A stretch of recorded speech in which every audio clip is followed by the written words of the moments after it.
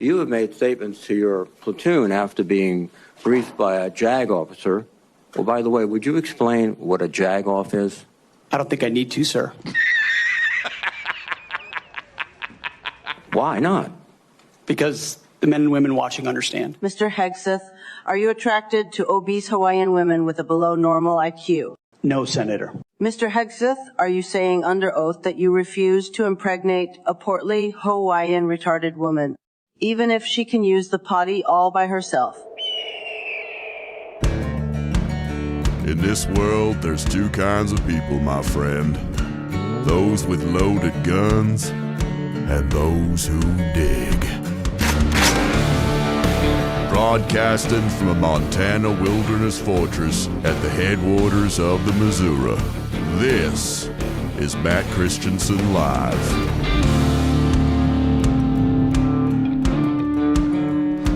Hello and welcome to the show. This is Matt Christiansen Live for Wednesday, January 15th, 2025. Thank you for tuning in. In the news this evening, breaking this morning, Israel and Hamas have agreed to a ceasefire to be implemented in the coming weeks and months. Biden, of course, is taking credit without explaining why this materializes only when he's leaving.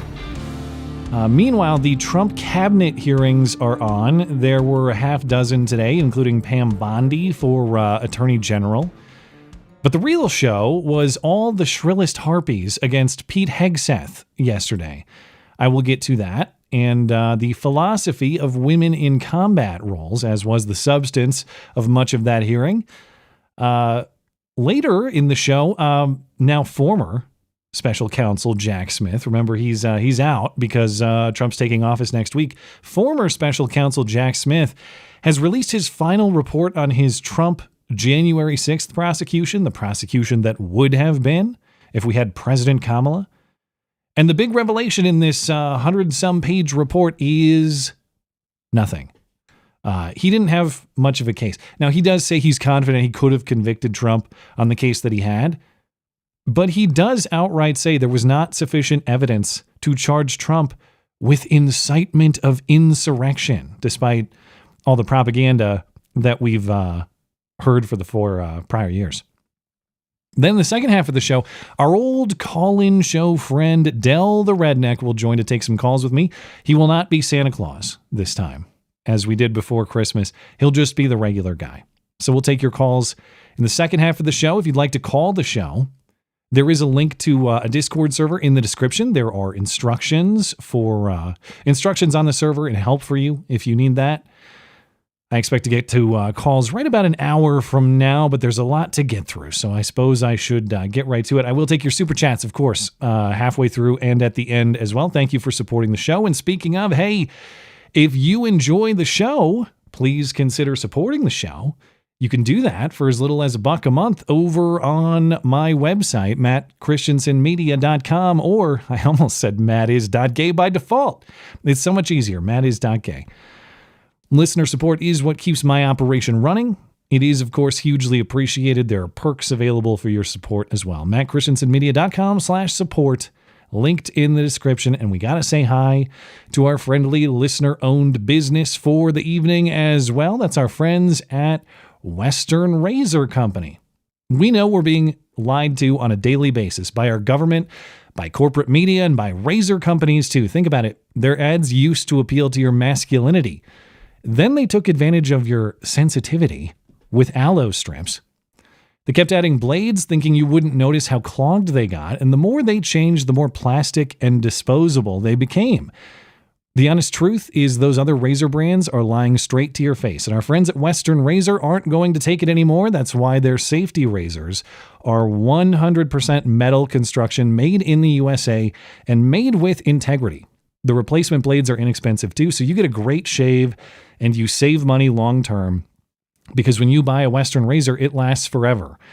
Listeners of this show can get a 10% discount on any order when you use promo code MATT10 at checkout. Don't let those other razor brands lie to your face. Go to westernrazor.com and order yours today. Western Razor, the last razor you will ever need. Promo code MC listener. And hey, our friends at Hero Soap Company have a new limited time offering. You can try lime plus sea salt. It is crisp.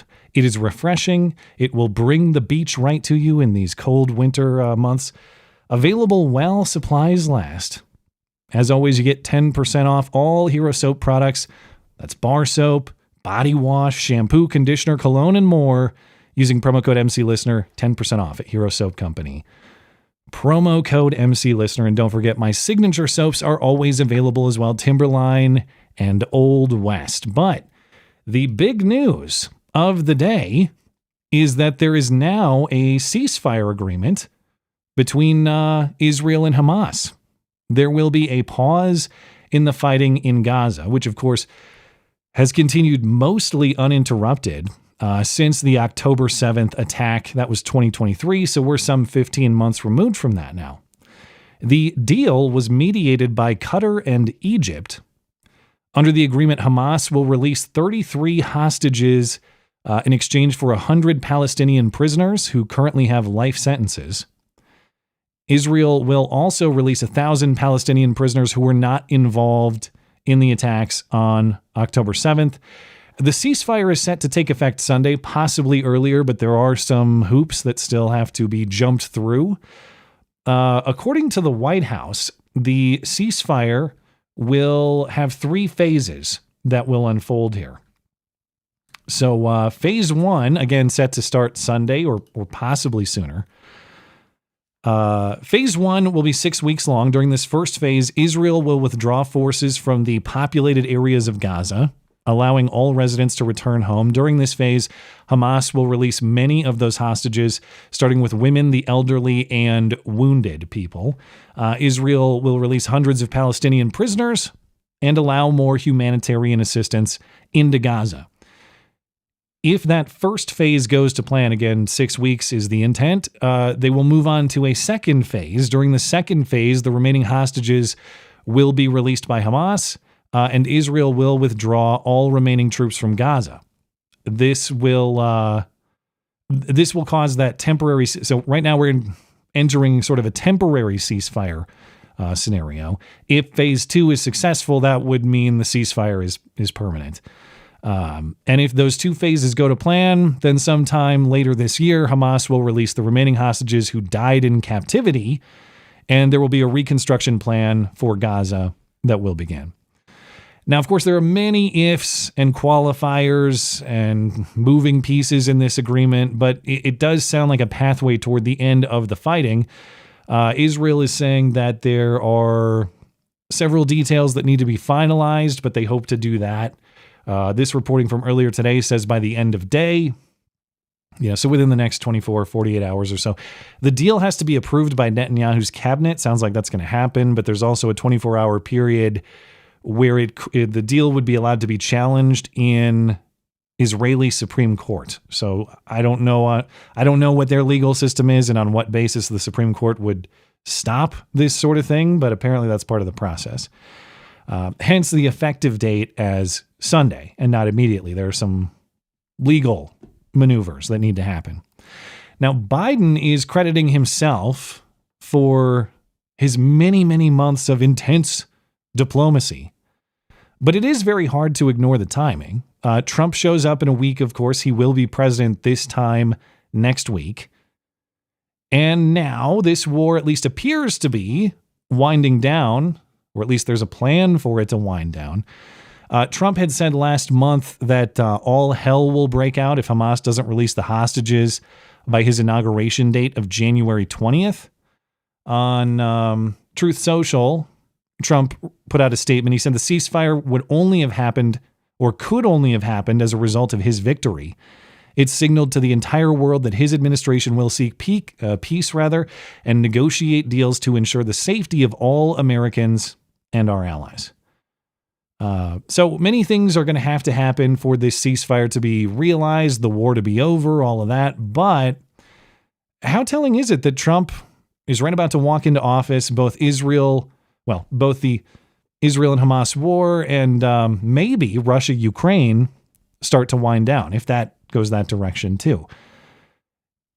if we remove Mr. Norms and Mr. Stability and Mr. International Allies, Joe Biden, and then peace comes back, what does that have to say about the propaganda we were fed otherwise? Or at least relative peace, of course. Again, a lot of ifs and maybes and qualifiers before that's realized, but the trajectory is changing here. Or is it? Is another shoe going to drop here? Because National Security Advisor Jake Sullivan, he had some awfully odd commentary at the White House podium on Monday. Now, as Biden is on the way out, Jake Sullivan was there answering questions and participating in the passing of the ceremonial baton to his successor, who is Congressman Mike Walz, Trump's pick to replace Jake Sullivan.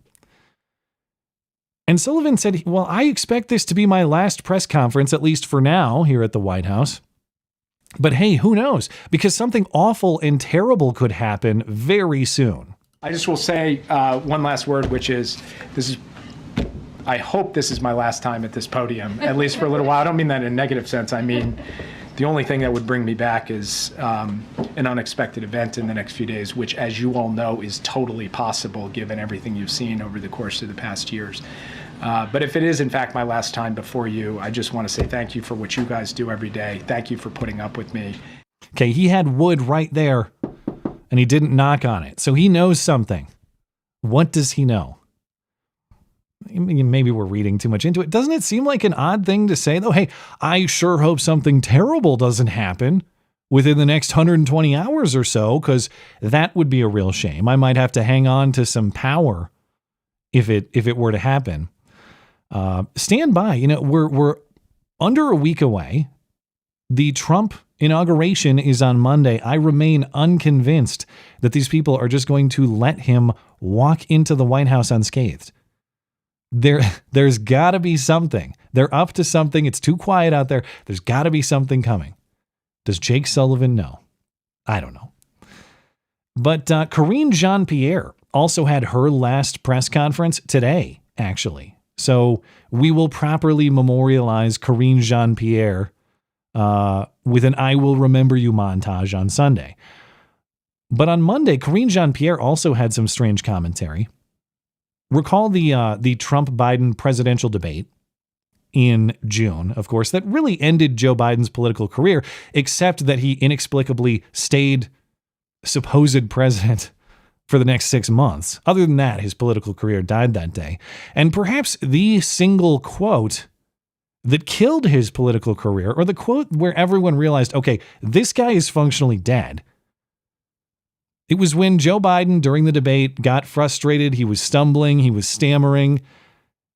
And he concluded, well, at least we finally beat Medicare. And then Jake Tapper on CNN awkwardly had to move on and pass it off to Trump. And then Trump made fun of him. Here was the moment in June. Dealing with everything we have to do with, look, if we finally beat Medicare. Thank you, President Biden. President Trump? Well, he's right. He did beat Medicare. He beat it to death, and he's destroying Medicare. Now, very strangely, Karine Jean-Pierre on Monday said the exact same thing. Don't forget, on the Biden administration's way out, we finally beat Medicare. But as you asked me about this particular question, look, we were able to beat Medicare. That is something that this president was able to do. I'm going to be honest with you. I'm kind of retarded. Now, in context, I think what she was talking about was the, I think it was part of the Inflation Reduction Act, where they gave Medicare some ability or power to negotiate with drug companies as part of that deal. So what she's trying to say is we finally beat the drug companies, the pharmaceutical companies. But to repeat that same line with a straight face is awfully odd. If the Biden administration did finally beat Medicare, that would be an accomplishment. You want to talk about out-of-control government spending or liabilities that we are not going to meet long-term, or things that are outside of the federal government's constitutional role. Taking your money to force health insurance upon you is not that. So if they finally beat Medicare, I'm listening. That's solid campaign material if you did, but it doesn't sound like they did. In time, I'm sure Joe Biden will, though, of course. When he said we finally beat Medicare, well, what he means is he's nearly on his deathbed, and pretty soon he's going to be laying there so broken down that not even Medicare can save him. He finally beat Medicare, and he'll pass away.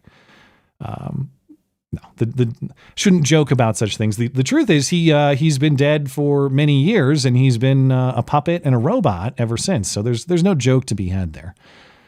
But it is confirmation season over on Capitol Hill as Trump's cabinet picks are getting grilled by senators. Yesterday was Pete Hegseth, which I'll get to in a moment. Today and tomorrow, it's a two-part grilling for Pam Bondi, Trump's pick for Attorney General. And there were several others today, too. There's Marco Rubio for Secretary of State. There's John Ratcliffe for CIA Director. There's Sean Duffy for Transportation, Chris Wright for Energy. We got a bunch of these going on. But of course, as Attorney General, Pam Bondi is the most high profile and likely the most consequential pick outside of maybe Rubio with whatever he'll decide to do in the international setting. Now, Pam Bondi is the former state attorney general for Florida. I was not able to watch today's hearing in full. As far as I've seen, it doesn't look like it was quite the show that Hegseth's was yesterday, but it had its share of hypocrisy and Democrat showmanship and all that. But of course, what Democrats are worried about is politicization over at the Justice Department. Oh, could you imagine if the Justice Department was weaponized to target political opposition instead of just neutrally enforcing the law? What a horror show that would be.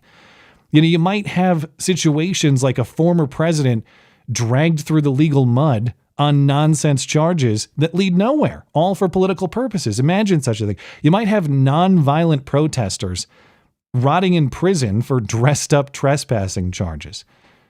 You might have parents targeted by federal law enforcement because they were maybe a little too enthusiastic in their opposition to their local school board. You might have guys getting their doors kicked down at sunrise and getting shot in the face because they didn't fill out the right gun paperwork, or maybe they were a little too spicy with their anti-Joe Biden Facebook posts.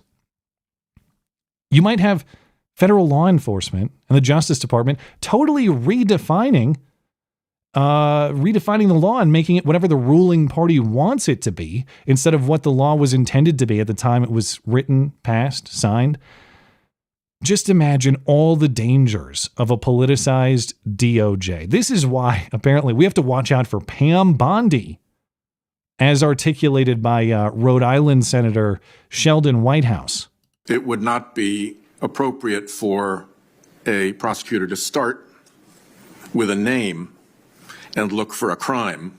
It's a prosecutor's job to start with a crime and look for a name, correct? Senator, I think that is the whole problem with the weaponization that we have seen the last 4 years and what's been happening to Donald Trump. They targeted Donald Trump. They went after him, actually starting back in 2016. They targeted his campaign. They have launched countless investigations against him. That will not be the case if I am Attorney General. I will not politicize that office. I will not target people simply because of their political affiliation. Justice will be administered even-handedly throughout this country. Senator, we've got to bring this country back together. We've got to move forward, or we're going to lose our country.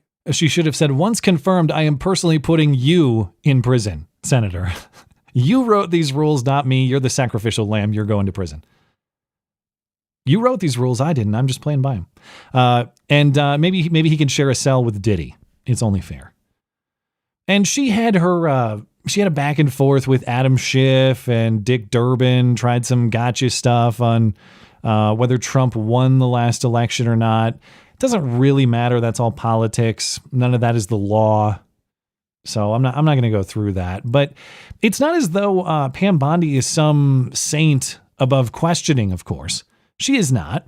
As many in the gun rights community have noted, Pam Bondi should take some questioning about her philosophy because she does have a pretty questionable record on gun rights in particular. After Parkland, the Florida mass shooting in 2018, the state of Florida passed several pieces of gun control, including restrictions on guns for buyers under 20 years old, so raising the age limit at which you can buy a gun. And crucially, a red flag law that does what? It allows people to petition courts to take your guns away because they view you as a danger without due process for you. As in, you don't get to go to court and defend yourself from that accusation. It's just a person who wants you disarmed goes to court and convinces the court to issue one of these red flag type orders. And then the police show up at your house and they disarm you because you have been credibly accused, not because you have been convicted through due process.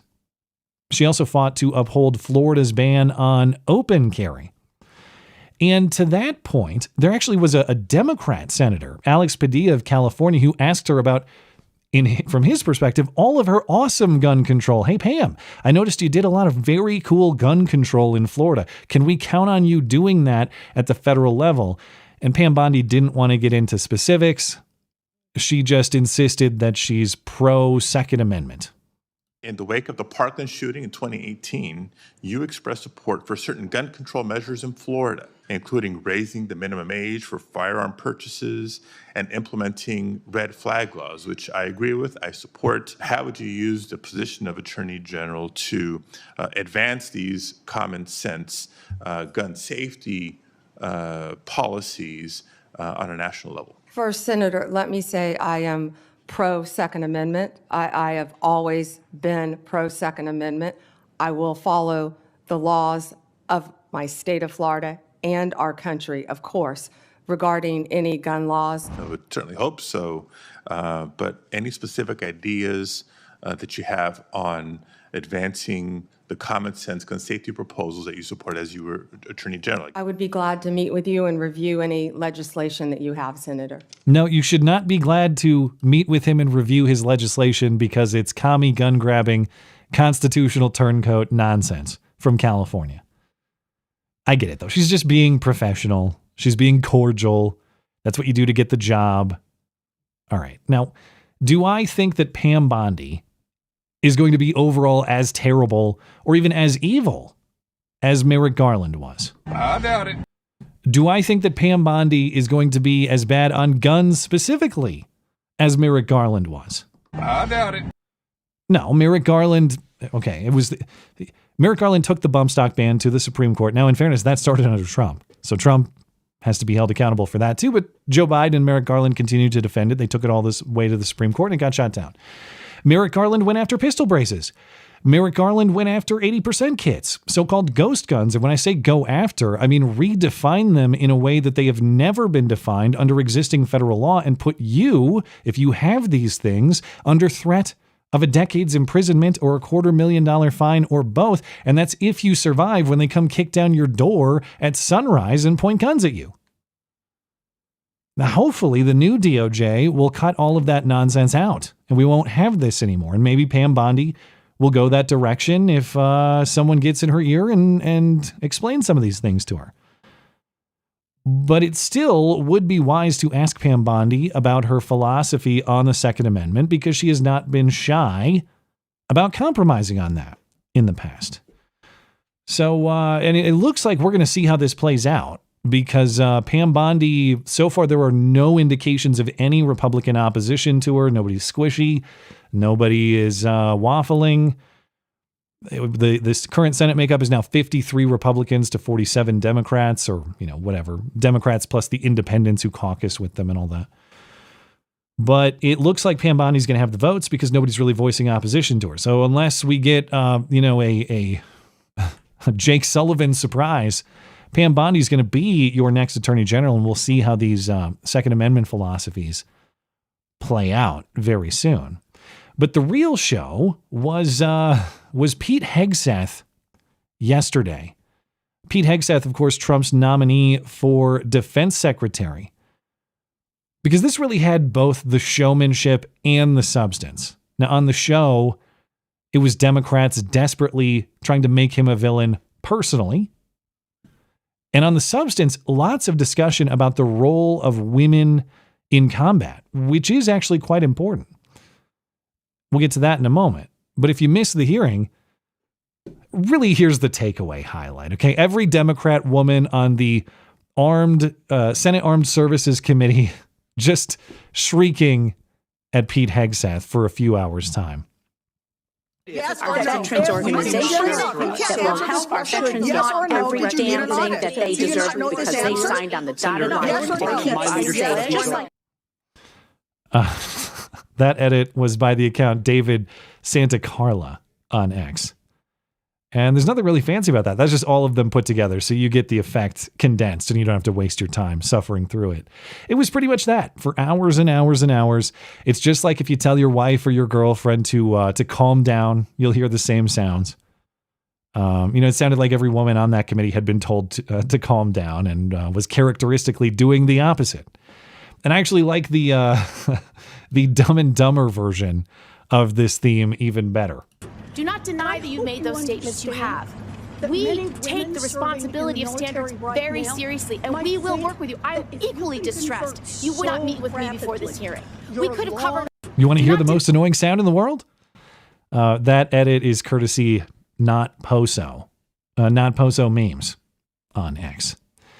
But before we get to the shrill torture, there was a great moment of comedy in which Jack Reed of Rhode Island, it's very appropriate his name is Jack, I didn't even make that connection, but Jack Reed of Rhode Island, it kind of tried to revive the boofing. Was it boofing or boofing? I can't remember. BOOFING, that controversy from the Kavanaugh era.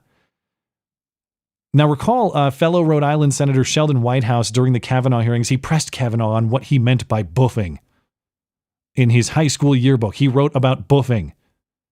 Because that sounds vulgar or offensive. Is that secret rapist code? Is that what boofing is? Had to get to the bottom of it. Well, in this case, Jack Reed pressed Pete Hegseth on what he meant by jagoff, as he wrote in his book. Now, JAG refers to the Judge Advocate General's Corps in the Army. These are Army lawyers. Lawyers who operate within the military code of justice. And so if you're a grunt in the Army, you're an infantryman, and some Army lawyer shows up to say, oh, you got to do this and you can't do that. That is what Pete Hegseth and company would call a jagoff. And Reed asked Hegseth, what exactly did you mean by jagoff? You have made statements to your platoon after being briefed by a JAG officer. Well, by the way, would you explain what a jagoff is? I don't think I need to, sir. Why not? Because the men and women watching understand. Well, perhaps some of my colleagues don't understand. It would be a JAG officer who puts his or her own priorities in front of the warfighters. Their promotions, their medals, in front of having the backs of those who are making the tough calls on the front lines. Yes, shockingly, there is sometimes crude language in the military, particularly within combat roles. It helps bring levity to the trenches when you're getting shot at and your friends are getting their faces blown off. That's why the crude humor tends to be popular in such circumstances. And Jack Reed knows that, by the way. Jack Reed graduated from West Point, was an 82nd Airborne paratrooper in the 70s. He pretends all of this is shocking. Like he never heard stuff like that when he was in the Army. It was nothing but classy professionalism. Nobody ever uttered a single vulgarity back in the old 1970s combat units. And Hegseth is exactly right when he says, well, the people watching understand. Yeah, they do. I mean, you don't need military experience to understand what a jagoff is if you know what JAG is. If that's supposed to be damaging to Hegseth, it's the opposite. It shows that he's funny. It shows that he's a normal guy. And it shows what? It shows that he understands the role and the situation of combat infantry. Might be something useful at the Pentagon now. But he's supposed to look bad because he called guys jagoffs years ago. All right, well, that's not going to work. The jagoff controversy is not going to work. So they have to move into what? They have to move into the personal. And Hegseth's, the pieces of his personal life that Democrats chose to go over are two things. His views on, well, the personal stuff is really the booze, the alcohol, and his dealings with women, infidelity, accusations of sexual impropriety. The substance of what they want to get at is really his view on women in combat roles and the role of gays in the military, which we'll get to. But on the personal matters, it's that he's a drunken adulterer. That is the sum of Pete Hegseth's life. And some of that is true.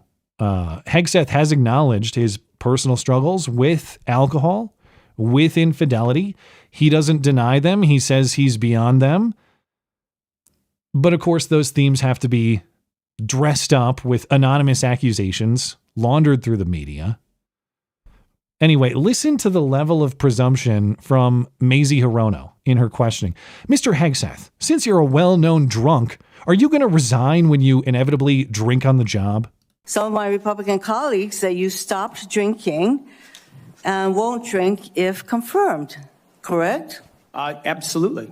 Will you resign as Secretary of Defense if you drink on the job, which is a 24/7 position? I've made this commitment on behalf of Will the you men and women I'm resign serving. as Secretary of Defense I've if made this you commitment drink on the behalf job? of the men and women I'm serving. I'm not because it's the hearing- most important deployment I'm not of my hearing an life. answer to my question, so I'm going to move on. And this is really the trick. You treat a question, you disguise a question or disguise an accusation as a question. It's supposed to be a question. Really, it's just an accusation. And instead of letting him respond, you just say, oh, you won't answer the question. I'm moving on. Will you resign when you drink on the job presumes what? It presumes that he will drink on the job. So if he just does the yes or no answer that she demands, yes means I'm going to drink on the job. No means I'm going to drink on the job and not leave. You get how the assumed premise is that he will drink on the job. So of course the question requires a response of, yes, I've had problems with alcohol consumption in the past, but I take this job very seriously. I've made a commitment to remove alcohol from my life, and you have my commitment, Senator, that alcohol will play no role in my day-to-day operation at the Defense Department. That's the sort of answer that he's trying to give. But she wants the simple yes or no so she can do this gotcha bit. And anything other than yes or no is not an acceptable answer because the point is the accusation. The point is not Pete Hegseth explaining, honestly, these are things I've struggled with in my past life.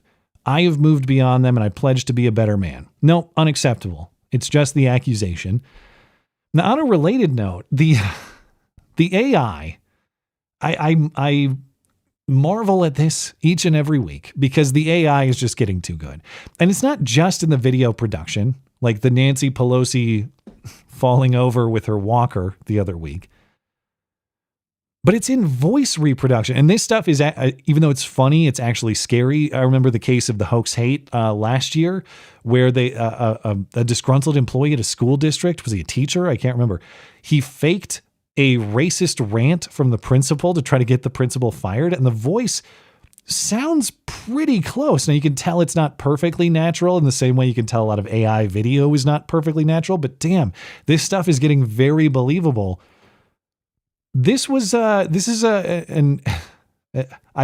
assume an AI creation. It was posted on the account American AF on X.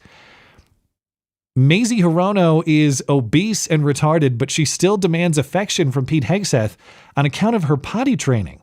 Mr. Hegseth, are you attracted to obese Hawaiian women with a below normal IQ? No, Senator.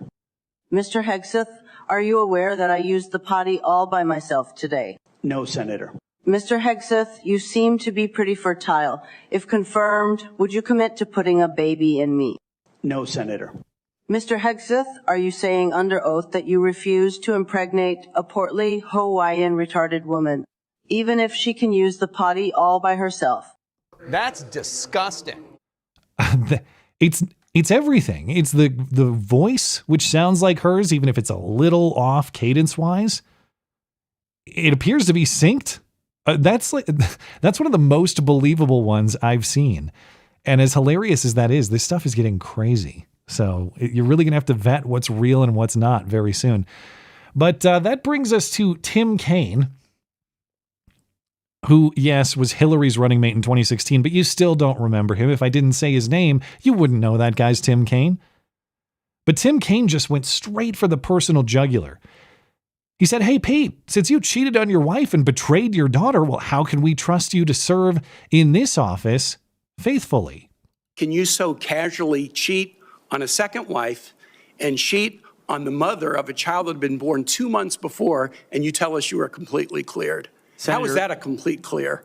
Senator, the child's name is Gwendolyn Hope Hegseth, and she's a child of God, and she's 7 years old. And she was, and you cheated on the mother of that child less than 2 months after that daughter was born, didn't you? Those were false charges. Well, it was fully investigated, and I was completely cleared. Credit to Pete for keeping his cool there. Now, I mean, I can only imagine the pressure and the rage that you would feel from someone coming at you on that personal of a level to invoke your daughter in that way. Now, that doesn't mean that I necessarily have a problem with the questioning on the pure principle level. I do believe it's not necessarily wise to trust a man who doesn't have his house in order and who has not been faithful to his wife and by extension his children. And it sounds like Pete Hegseth has had some struggles with that. Now, I don't know the specifics of all of it, but he does acknowledge, he's had multiple marriages. There's been infidelity. Okay. In my everyday personal life, a guy like that, I'm going to think twice about trusting him, because if you betray your wife, who else are you willing to betray? All you can do is decide if you believe him now that he's made mistakes, that he's not going to do that anymore, that he understands where he went wrong in the past. That's your own personal judgment call.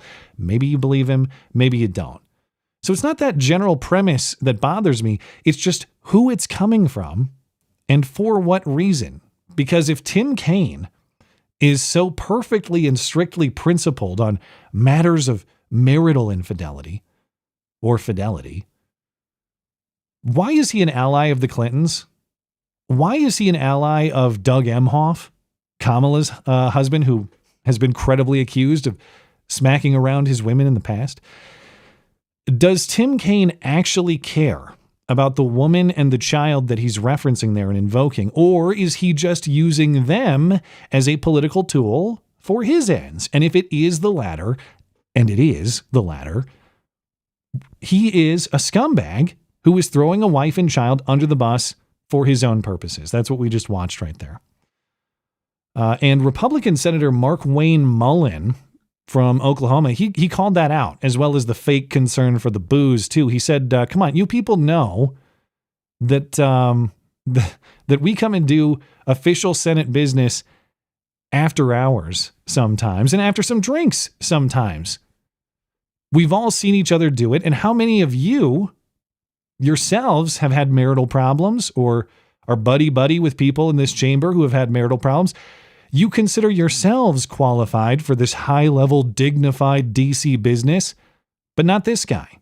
How many senators have showed up drunk to vote at night? Have any of you guys asked them to step down and resign from their job? And don't tell me you haven't seen it, because I know you have. And then how many senators do you know have got a divorce before cheating on their wives? Did you ask them to step down? No. But just like our Lord and Savior forgave me, my wife's had to forgive me more than once too, and I'm sure you've had to forgive him too. And so thank you. Yeah, Washington is the place where morality goes to die. Everyone knows that. Many of them behave in exactly that way. They suddenly become these moral purists when it benefits them politically. Nobody buys that. They're all scumbags. Doesn't mean that Pete is a saint. He's not. Sounds like he's had his problems, but I'm not going to take moral lectures from the rest of these people either.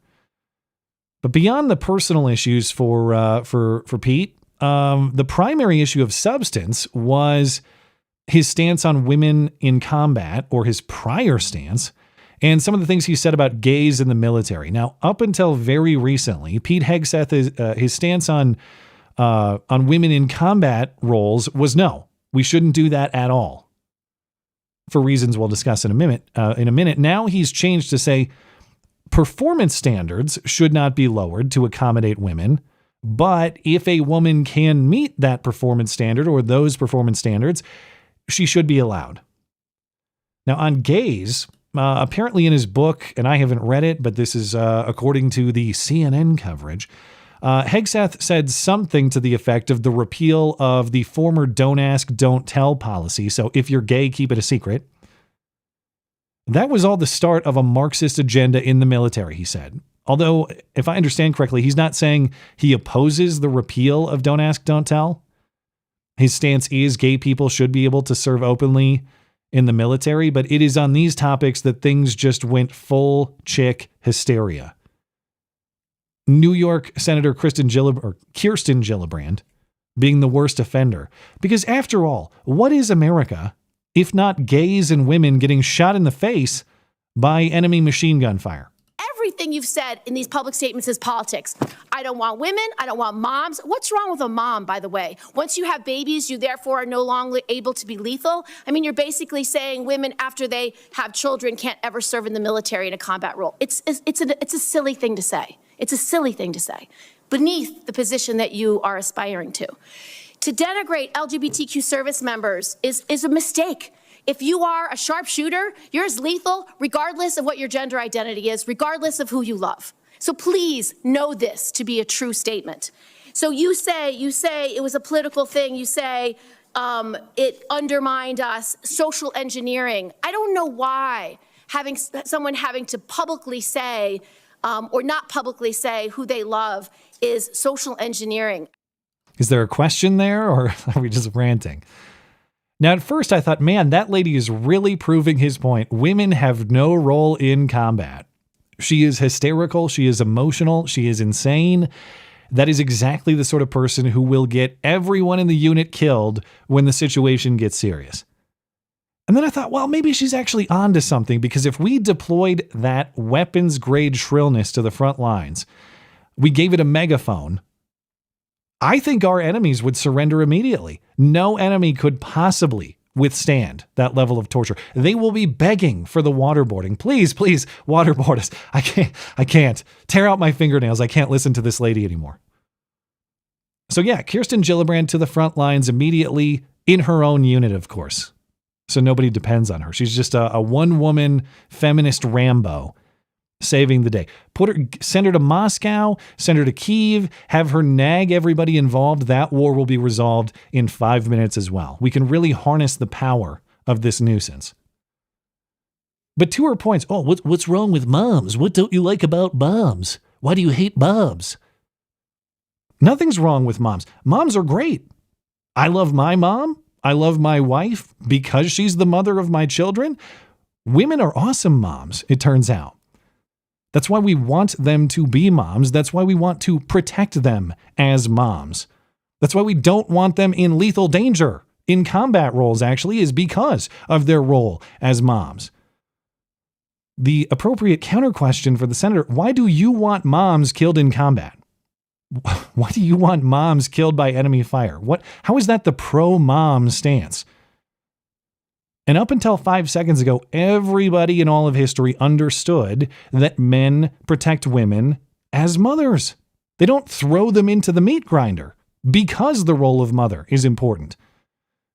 Oh, trannies shoot straight too. Yes, there are so many transgender sharpshooters. I can't wait until American Sniper or whatever the movie was about Chris Kyle. It comes out with the tranny edition. The Netflix version comes out soon. No, they don't. They don't shoot straight, kind of metaphorically by definition, but to the point, there are all sorts of health and fitness requirements to serve in the military, to serve in a combat role, to serve in the infantry. Mental health is included in that. A man who believes he's a woman is not mentally suited for a combat role, not to mention that guy. That guy is going to compromise the unit integrity because he's turning it into a freak show instead of a team. That's just the reality of how that dynamic is going to play out. But on women in combat, there are two things to consider. There's the practical and there's the moral. Now, on the practical, women in combat roles do not perform as well as men do, period, end of analysis. It's that simple. Don't have to believe me. You can believe the Marine Corps that experimented and studied with exactly this in 2015. Now, the Marine Corps tested all male and mixed gender units in combat situation trials, or combat simulation trials, rather. Now, the units with women, they were slower. There were more injuries. There, of course, was way more complaining. They spent the entire unit's budget on makeup and handbags. It was a disaster. Now, the Marine Corps found, at best, female Marines required regular assistance to complete the physical tasks that male Marines would do much more quickly and much more efficiently. If the point of a combat unit is combat proficiency, this is a men's arena. But it's not just about practicality. Does it work or not? It's really more, in my opinion, about the moral. It is about the nature of men and women. You don't have to think about this in terms of like country-to-country warfare. You can think about this in the simple context of the family unit and the home. If someone comes to my home, a bad guy comes to my home, meaning to do my family harm, who is stepping into that danger? Is it me or is it my wife? It is me, and every man out there is going to say that. Number one, because I have a better physical chance at stopping someone from invading our home and doing us harm. I have a better physical chance to stop that aggressor than my wife does. But number two, I cannot allow my sons to lose their mother. It is my job as the dad and the head of the household to put my life on the line to protect every other life in that household. Now just apply that logic to the military and to national defense and our international relations. It is our collective responsibility as men in a society to protect our women. Why? Number one, we have a better chance at succeeding in their defense physically. It would be, number two, it would be cruel to put children, society's children, at risk of losing their mothers for the sake of something that is less proficient. So when Gillibrand talks about like hating women, hating moms, no, it is the opposite. Women have an incredible power that men do not. They can bear children. They can nurture those children. Thus, it is a man's responsibility to protect them. Not wanting women to get shot in the face on the front lines, that is tremendous respect for women and motherhood. It is recognition that women and motherhood deserve protection at the expense of men. Men should be the meatbags going out there to protect women and motherhood with their lives. That's the highest level of respect. That's not disdain. That's not hatred. And in fact, nothing is more dismissive of women, what it means to be a woman, than to pretend that they are men and they're just interchangeable with men. You go and put them on the front lines. They're just as qualified.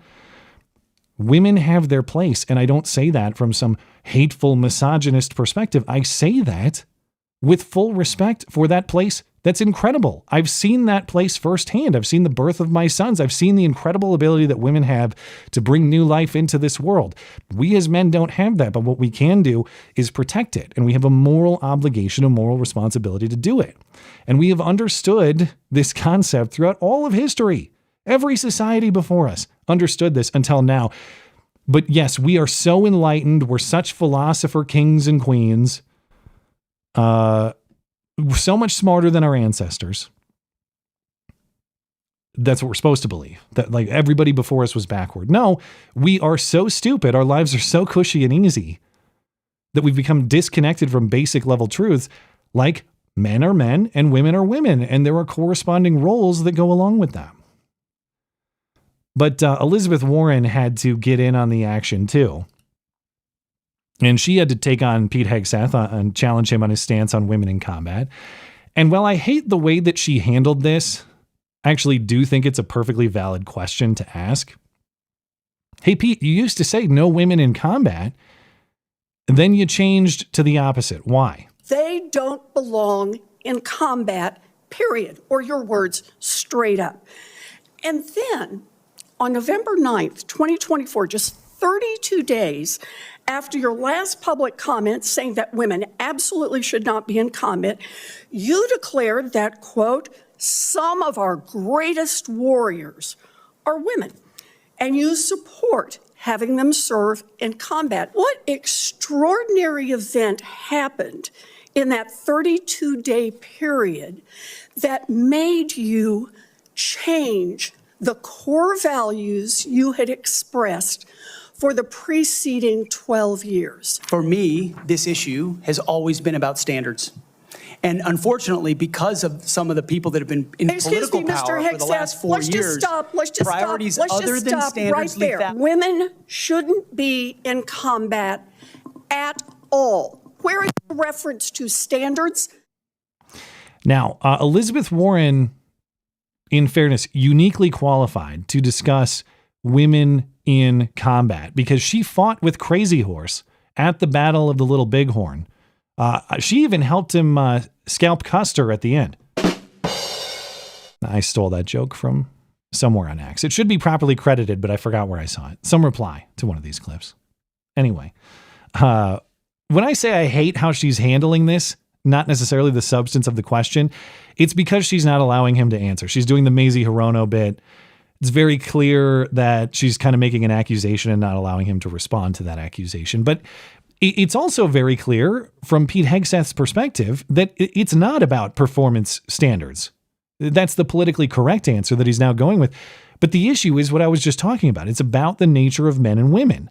Men protect their women. That is how a healthy society functions. That was Pete Hegseth's former stance. Now he says otherwise. And Elizabeth Warren, again, hate what she's doing here politically, but she is absolutely right that the change that he made in his perspective is 100% a political calculation. Someone told Pete Hegseth, your position is politically untenable. You're going to have to change it. Why? Because there are several female senators whose votes you are going to need, and they're not going to like this position. Even if it's the correct one, which it was the correct one. And politically, they're probably right. Even if I think they're morally incorrect. Politically, he probably did have to do that to earn the votes of the people he's going to need to get the job. So I get it. I just wish that Pete Hegseth, I wish we lived in a world where Pete Hegseth could stick to his original correct position and persuade people to that position. That's a big ask. I mean, I know, I get it. I'm not saying everything he's doing here is wrong. I'm just saying his original position is right. It's morally correct. It should be defended because all of these accusations against it are insane. I know that he's walking into a room where the entire deck is stacked against him. So you have to operate within that. But it's just frustrating to listen to because you feel like you're a crazy person. No, it's all of you. It's all of you damn people who are crazy. But we have one more clip from Kirsten Gillibrand. I promise this is it. But she also challenged Pete Hegseth's fitness for office because this guy, he's not going to let his enemies serve in the military. Think about it. No moms, no gays, no commie Democrats. Can you imagine a world where the military was politicized in this way? And Pete Hegseth reminded her that, he actually has experienced exactly what she's warning about. I don't want you thinking, can't serve if you're a mom, can't serve if you're LGBTQ, and then last, can't serve if you're a leftist. The statements you said about people who have views differently than you, that we're the enemy. Are you saying that 50% of the DOD, if they hold liberal views or leftist views or are Democrats, are not welcome in the military? Are you saying that? Senator, I volunteered to deploy to Afghanistan under Democrat President Barack Obama. I also volunteered to guard the inauguration of Joe Biden, but was denied the opportunity to serve because I was identified as an extremist by my own unit for a Christian tattoo. Oh, you're a white extremist? Well, get the hell out. Oh, you won't take our vaccine? Oh, get the hell out. These people purged our military. They've made insane policy changes that have discouraged thousands from joining, which is why they can't hit their recruitment goals in any of the branches. And they're going to warn people of normal perspective, traditional perspective, the perspective that built this entire country and got us to where we are now. Actually, it's them. You guys are going to damage the military. What with your tradition and operating the way we always have for decades and centuries. It's hilarious. But like Pam Bondi, and frankly, the rest of Trump's nominations, they all look pretty safe. Maybe there's going to be some controversy with RFK Jr. We'll see how that goes. It looks like Hegseth is on the path to confirmation. All these attacks don't look like they landed sufficiently. After the hearing, Iowa Republican Senator Joni Ernst announced that she will vote to confirm Hegseth. She had been a holdout over some of these views about women's roles in the military and all that, but she has come around. So it looks like Pete Hegseth has the votes. There's always potential for some Collins or Murkowski shenanigans, someone like that. But it looks like a pretty solid bet that you will have Pete Hegseth as your Secretary of Defense. So, drunken hooker parties coming to the Pentagon very soon. But hey, speaking of hysterical female fights in Congress, two of the House's biggest characters got into it yesterday. During an oversight committee hearing, Texas Democrat Congresswoman Jasmine Crockett called North Carolina Republican Congresswoman Nancy Mace a child. This with reference to her stance and some of her action on transgender issues, and Nancy Mace challenged her to take it outside. Somebody's campaign coffers really are struggling right now. So she gonna keep saying trans, so that people will feel threatened. And child, listen, I want y'all to tell me whether or Do not not call me a child. I am no child. I want Don't to even find start. out I am a grown which woman. of those I am 47 years emails old. I have broken actually more have. glass ceilings than you Chairman, ever I will. am reclaiming my time. You will not do that. I Order. am not a child. I am reclaiming my time. If you want to take it outside, Mr. Chairman, the committee is not Okay, in order. all right. Order. Point of order. Point of order. Order. God, the cringe. I've broken more glass ceilings. Please stop. Please stop. Oh, for the love of God. All it was missing was AOC. Oh, girl, baby girl, don't even play. Where the hell was AOC? Remember, that happened at an oversight committee. That quote there happened at an oversight committee fight like this with Marjorie Taylor Greene last year. AOC's on the oversight committee. Why wasn't she backing up her girl, Jasmine Crockett, on this one? I don't know. Forget combat roles in the military. Can we talk about no women in Congress, actually? Or maybe women in this particular combat role? Because if we actually got Nancy Mace versus Jasmine Crockett in a street fight, I think we all know we're watching that. You can make that pay-per-view. People are going to pay to see it. And we will see if the nails and the weave survive that encounter. All right, last piece of news before I move into, before we start taking some calls. Former special counsel Jack Smith, who had been prosecuting Trump federally for his actions leading up to January 6th and for the classified documents discovered at Mar-a-Lago, Jack Smith officially resigned this week. Remember, he had dropped the cases prior. Now he's out, so he won't get fired by Trump next week. There's actually a pretty good case, as I've talked about before, that Jack Smith's entire office as special counsel was never constitutional to begin with and throughout its operation. Clarence Thomas wrote in a concurring opinion in the Supreme Court's presidential immunity case last summer about this explanation for why Jack Smith's office wasn't even constitutional in the first place. I would have been interested to see that play out because I think Clarence Thomas is probably right, but it doesn't really matter at this point. It's a moot point. The Justice Department, though, they did release Jack Smith's final report on his January 6th case. There is a report on the classified documents case too, but that is still hidden because there are other parties still being prosecuted. So we can't see that one yet. Jack Smith released this 137-page report that nobody's going to read. Certainly not me, because Ain't nobody got time for that. But I do have time to skim the New York Times summary of it. And it's really, the report, as far as I understand it, it's really notable for what it doesn't say or what it says Jack Smith was unable to find. There's no bombshells dropped in here. It's not really information we didn't already know. But Jack Smith does talk about why he never charged Trump with insurrection or incitement, despite the frequent use of those words colloquially. How many times did we hear that over the last 4 years? Incitement to insurrection. He incited the insurrection. Or in Chuck Schumer's case, Trump incited the erection. Never forget that one. But Jack Smith wrote about how he couldn't charge Trump with insurrection, trying to overthrow the government, or seriously urging other people to do it, incitement, because he just flat out did not have the evidence to say that. Here it is as reported on NBC yesterday morning. But it is interesting because Jack Smith revealed somewhat why he didn't charge Donald Trump with something more serious, such as insurrection or inciting the riots. He didn't think he could prove it. And it's rare to have this type of candor from a prosecutor. Usually we get to see an indictment, people speak in court. But because we have the final report here on a case that didn't go to trial, this is probably all we're going to get on sort of detailing his decision making. And he didn't have anyone who could speak to Mr. Trump's intent. Obviously, there was no confession or anything from the co-defendants. And so Jack Smith didn't bring those charges because he didn't think he'd get a conviction in court, Savannah. Huh. So that whole time you were saying Trump incited the insurrection. That was all bullshit, you mean? Oh, but I meant it morally. That's what Jack Smith said. Morally, it's very clear that Trump is culpable. I just can't prove it legally. Yet with all the resources of the Justice Department, with all the DOJ's feds, Jack Smith could not prove that case, couldn't even fake it, which is quite the state. If the federal government can't manufacture it, it really doesn't exist. And that's not to say that Jack Smith didn't think he could prove anything. There is a reason he brought the case, of course. And he writes in the report, hey, I believe the evidence was sufficient to convict Trump on the charges that I brought. Now, the crime would have been, among other things, conspiracy against rights, as in Trump pressuring state officials to reinvestigate or change election results.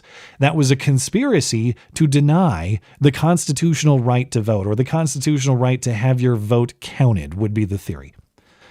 And Biden's DOJ, they have really stretched this Reconstruction era law. When it passed, this idea, conspiracy against rights, it was about physically obstructing people from voting, at least when it was enforced in the voting context, as in actual KKK guys physically stopping black people from voting in the South. Now, the way it's been interpreted and applied, it just means discouraging someone from voting. This is the theory they went after Douglas Mackey with. The Ricky Vaughn meme guy, they brought the same charge against him. They got him convicted. He's still appealing. Speaking of people who need to be pardoned immediately, the second Trump takes office, that guy, he's the guy, as you'll recall, he posted memes leading up to the 2016 election that joked about Hillary voters should vote by text or vote by tweet. That sort of stuff. That was a conspiracy against your rights, according to the Garland and Biden DOJ. And I would actually like to ask Merrick Garland and company, sincerely, like not even a politically loaded question. Is it a conspiracy against rights to tell someone not to vote? You can just make the argument, hey man, you shouldn't vote. It's pointless. The two-party system is rigged against you. It just gives you the illusion of choice when in fact there is none. You should not participate in the corrupt system. You should not vote. I'm sure we've all heard arguments to that effect. And frankly, I think there's something to it. I don't know that I necessarily agree in full, but I get it. I get why people would hold that view. If I say that to you, if I make that argument to you, don't vote, it's pointless.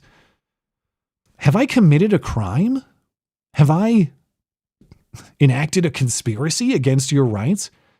The way that the Merrick Garland DOJ acts and the way that they've brought these cases, the implication would be yes. And I would like to hear their response to that question.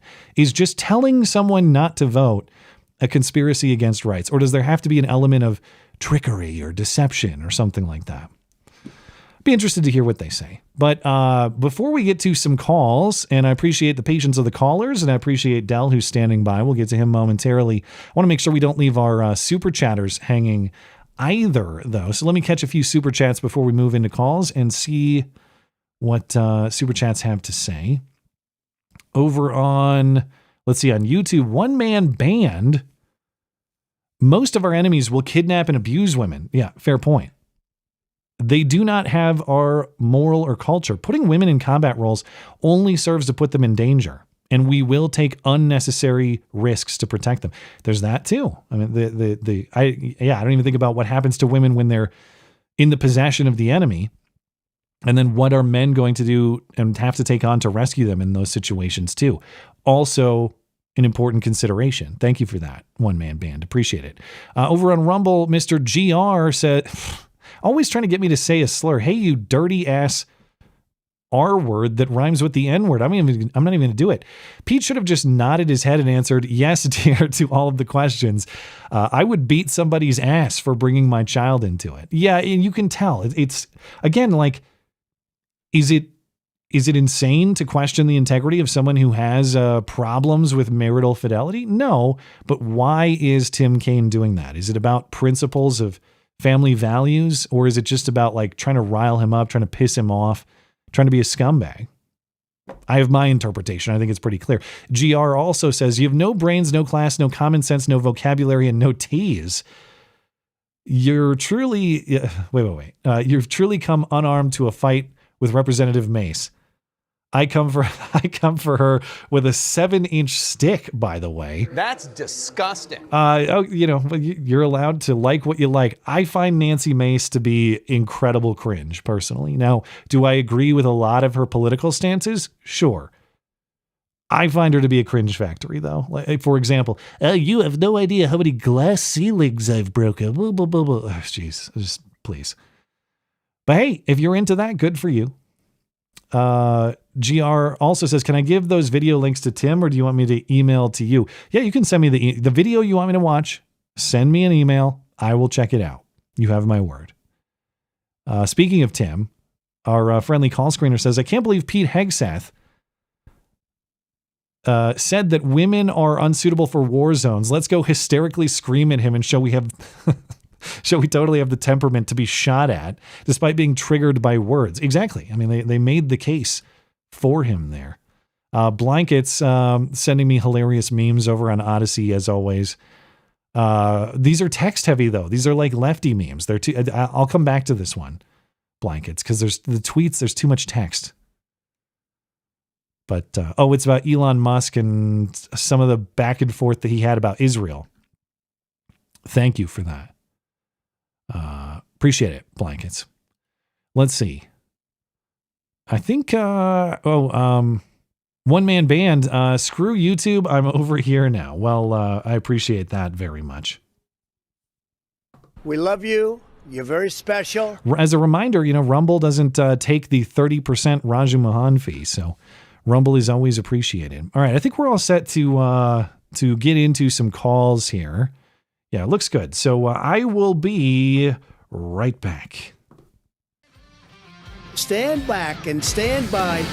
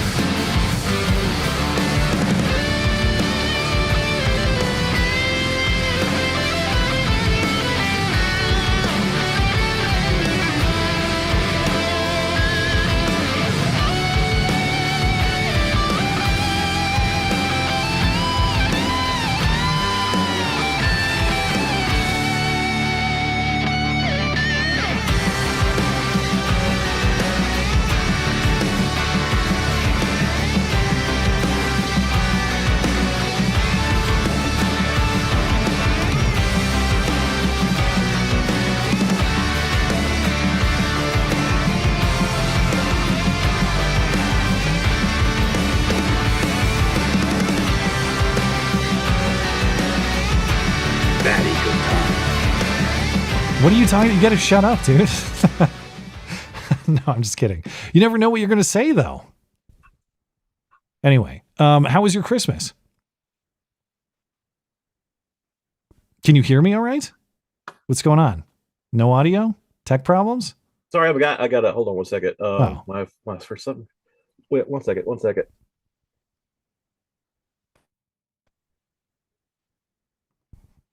Okay.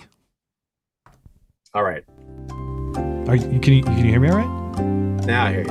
Oh, okay. All right. This was working right before I logged in, and all of a sudden it reset on me and everything.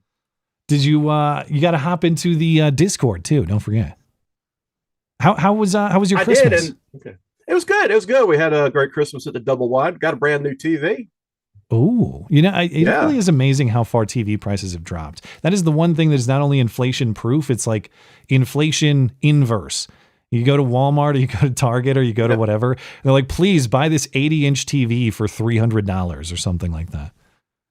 Not for these high-end TVs that cost $1,600. Oh, so you're fancy down at the double wide, are you? Well, yeah, I mean, we're basically, the neighbors went out and left their front door unlocked again, so we get what we can. All right, let's get into the callers. Vong is here. Vong, I remembered how to say your name this time, so I'm making progress. What's on your mind? Wait. Speaking of, we're having a very technically solid production this evening. I forgot to unmute myself, and by the way, Del, you got to unmute yourself in the Discord server. Anyway, Vong, before I was priding myself on pronouncing your name correctly. I'm making progress here. I didn't even hear it. Well, I know that's what I'm saying. I botched it. At least the listeners heard it, but you didn't. I said it right the first time. I said Vong. But what's on your mind? Yeah, sure you did. Joking. Hold on, you're coming in really soft, so get close to that mic if you can. Ooh, my bad. Sorry, I had the boom too high up. So there you go. You hear me better now? Yeah. What do you got for us? Good. The fires in California. What about them? Honestly, this kind of links into the last time I called in. How everything built on lies eventually collapses. Well, isn't it nice, right? When providentially the world causes the mask to drop from so many eyes, and people see hell for what it truly is. Go on. Okay, so what's hell here? Are you saying LA is literal hell? Are you trying to tell me that California is not hell? I'm saying that seeing right now? I'm saying that I imagine hell has some California themes, probably the similar tax structure down in hell. Yeah. Fire. Oh yeah, there's that too. Yeah, there's that too. Yeah. The fire is what I called it to talk about. Oh, okay. Aye. Killing me, man. Okay, so what?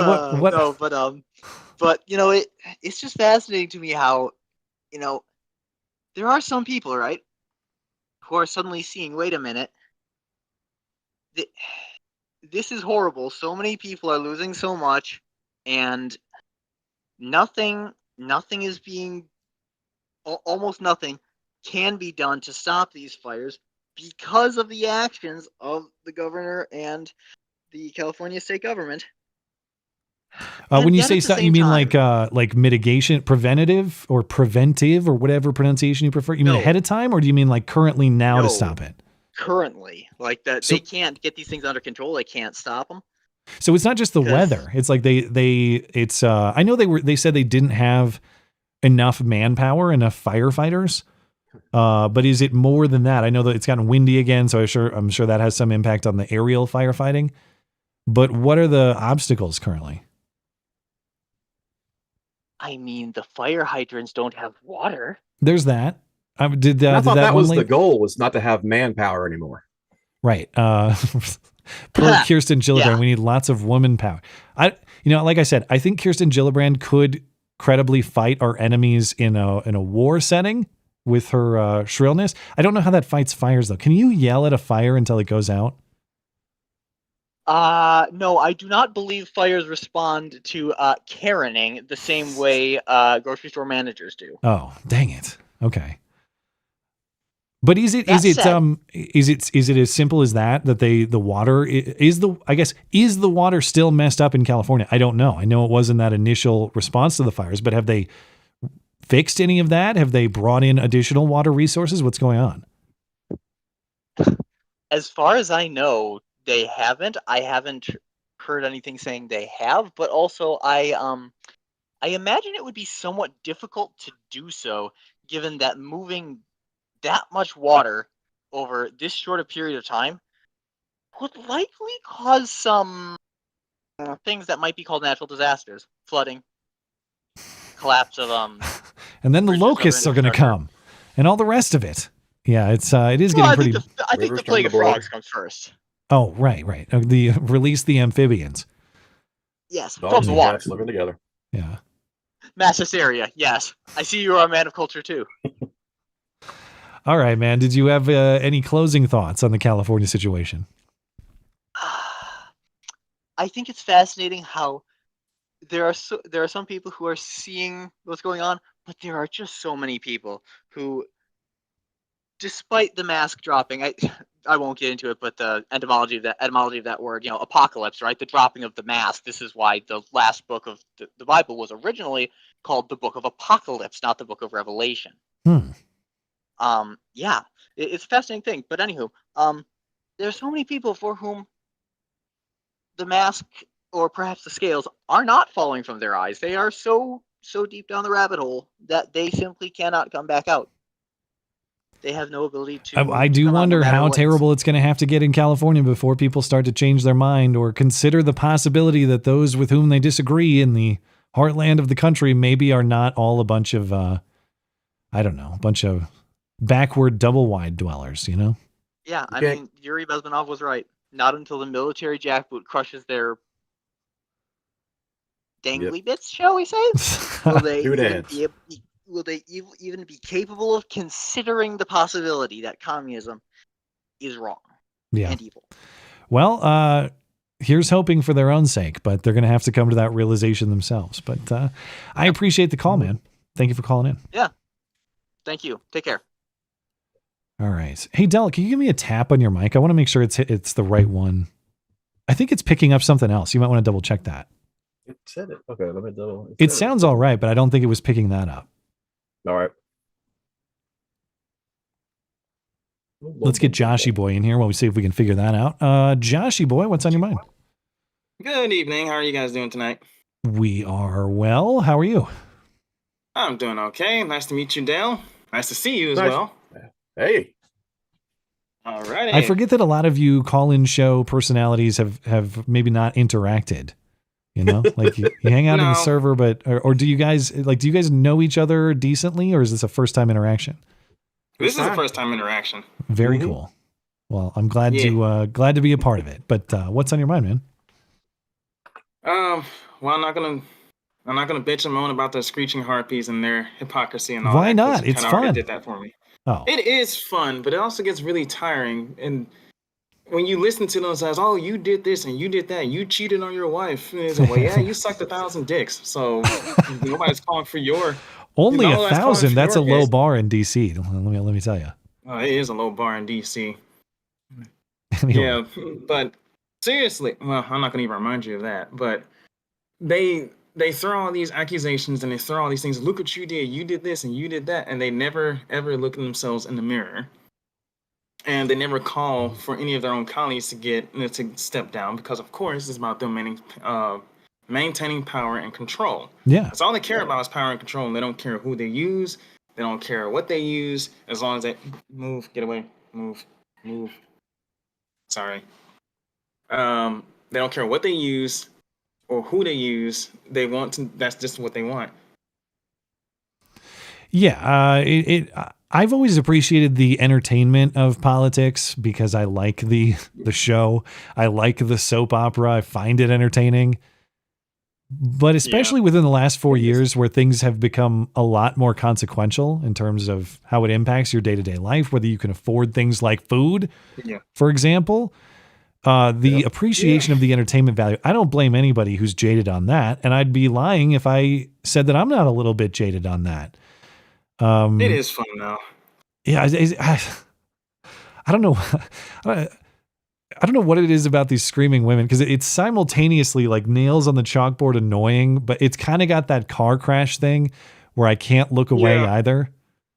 And it's so funny though. You say the smallest thing and it just completely sets them off, and it's just like, all right, I'm like, hey guys, I'm gonna say this one thing, and they're gonna get really pissed, and then you say it, and then it just go.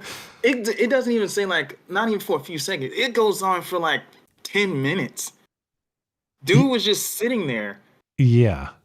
I don't know how many words he actually got out against Gillibrand, but it was not a lot.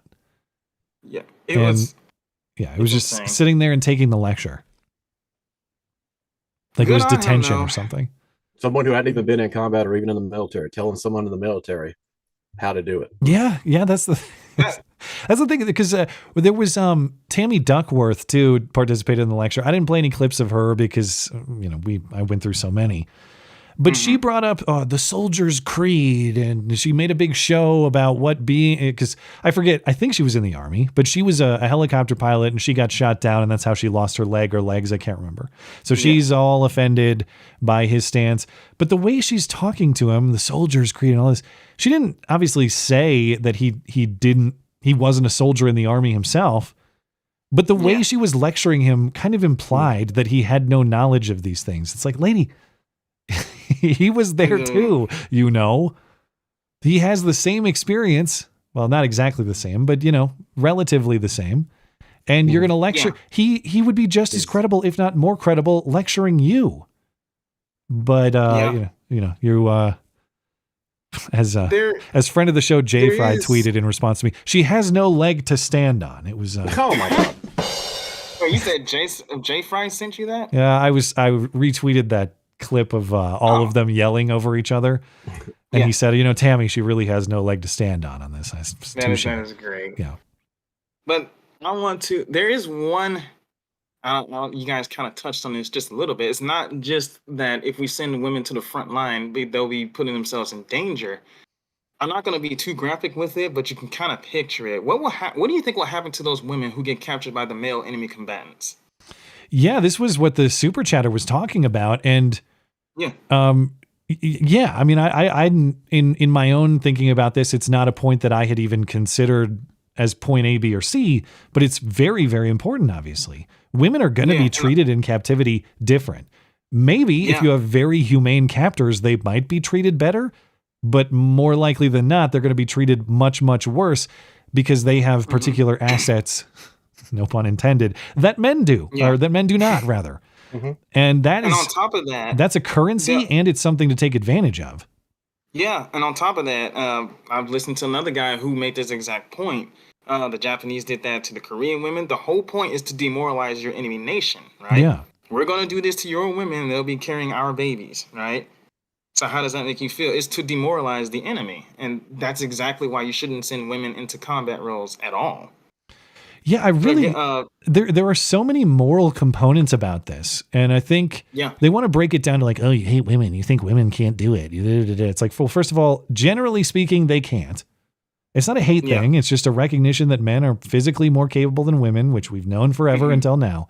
But there are so many crucial moral components to this, exactly like you're describing, that we are just going to walk around completely in Congress. Yeah.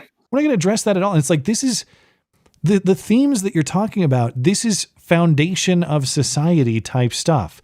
Men do X, women do Y, not because one is better or worse than the other, but because they have unique roles to which they are suited, both of which are necessary for a healthy society to function. And when you act like they're just interchangeable, have men do this and women do that. No, I can't be a mom. I've tried at times. Barely you can these days. I do not have the nurturing capability that my wife does. I just don't. And it's a magical thing to watch mother and child and the way that interaction works, and men flat out can't do that. So when I say, women can't do X physical task, it's a statement of fact, not of hate. And it's the same statement that applies to me. Exactly. I can't nurture my sons in the way that my wife can nurture my sons. Just the reality. It's not how you were created. We men weren't created to be nurturing. Right? We're created to be the disciplinarians and set the structure. We're supposed to lead the household. And you can see that in the way that your children respond to you too. Like, I never sat down my sons and said, listen, like, I'm the law and your mom is the nurturing. They know that instinctively. And you can see when I raise my voice a little bit at my 3-year-old, he jumps and he knows that's different than mom. Even when mom raises, by extension, if mom raises her voice, oh, you're in trouble now, you better not do that. It's not the same. He gets this mischievous look in his eye. Like, yeah, I know, but you're mom, so you're not really going to do anything. That's how me and my siblings were when we were growing up. When our dad got mad, we were all kind of silent because we didn't want to piss off dad. Yeah. There were a lot of things we can get away with our mom to a degree. But that's the whole point. You can get away with a hell of a lot more with your mother than you can with your father because your dad ain't gonna tolerate it, right? Yeah. You mess up once and that's it. You'll get that belt out. What it'll do. The belt out. Belt, Is that what the you said? switch. The you what want. was the disciplinary method down at the Dumblewide? What'd you guys do? Well, so your mother. The reason why they say it's because the man wears the pants in the family is because he's got a big old belt in there and those pants keeping him up. And that belt comes out fast. Let me tell you something. My daddy was like, if I got in trouble or something, that belt, boom, he was like a ninja with that thing. I'd be like, look at where's Dale at? Where's Dale? Oh, there he is. What's he doing? Oh, It was not. But that's what daddies are for. Well, yeah. I mean, we've talked about this many times in the call-in show and beyond, because of course the topic of spanking and discipline and all that would come up. And as a dad, back then it was more like thinking about how I would operate as a dad. Now it's a real thing. We can have the discussion about what acceptable disciplinary methods are or aren't, or what the rules on those are.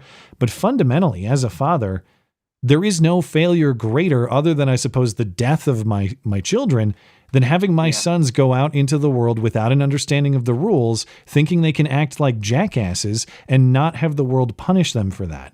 If I don't teach them lessons sufficiently, they're going to walk out there and get their ass kicked by the world rather than me. And I'm not saying I'm going to literally kick my son's asses, of course, understand. But that's the fatherly philosophy. Either I create this sense of discipline, or the world out there will enforce it against them. And the world is going to be much harsher than dad will, even if dad deploys the belt in the way that Dell is describing. That's right. Mm-hmm. The final point I kind of wanted to make when it comes to combat roles, right, is that you'll have some people, and I know this for a fact, who will point out, well, yeah, there were women warriors. You have these people, and you have that lady who did this, and because everybody has heard of Lady Death, that Russian sniper, right, with 300 confirmed kills. Yeah, wasn't that the one that they featured on the Battlefield game? They're like, no, see, they no, were not Battlefield. I think that was the Call of Duty one. I can't remember. It was Call of Duty Vanguard, I think it was based off of.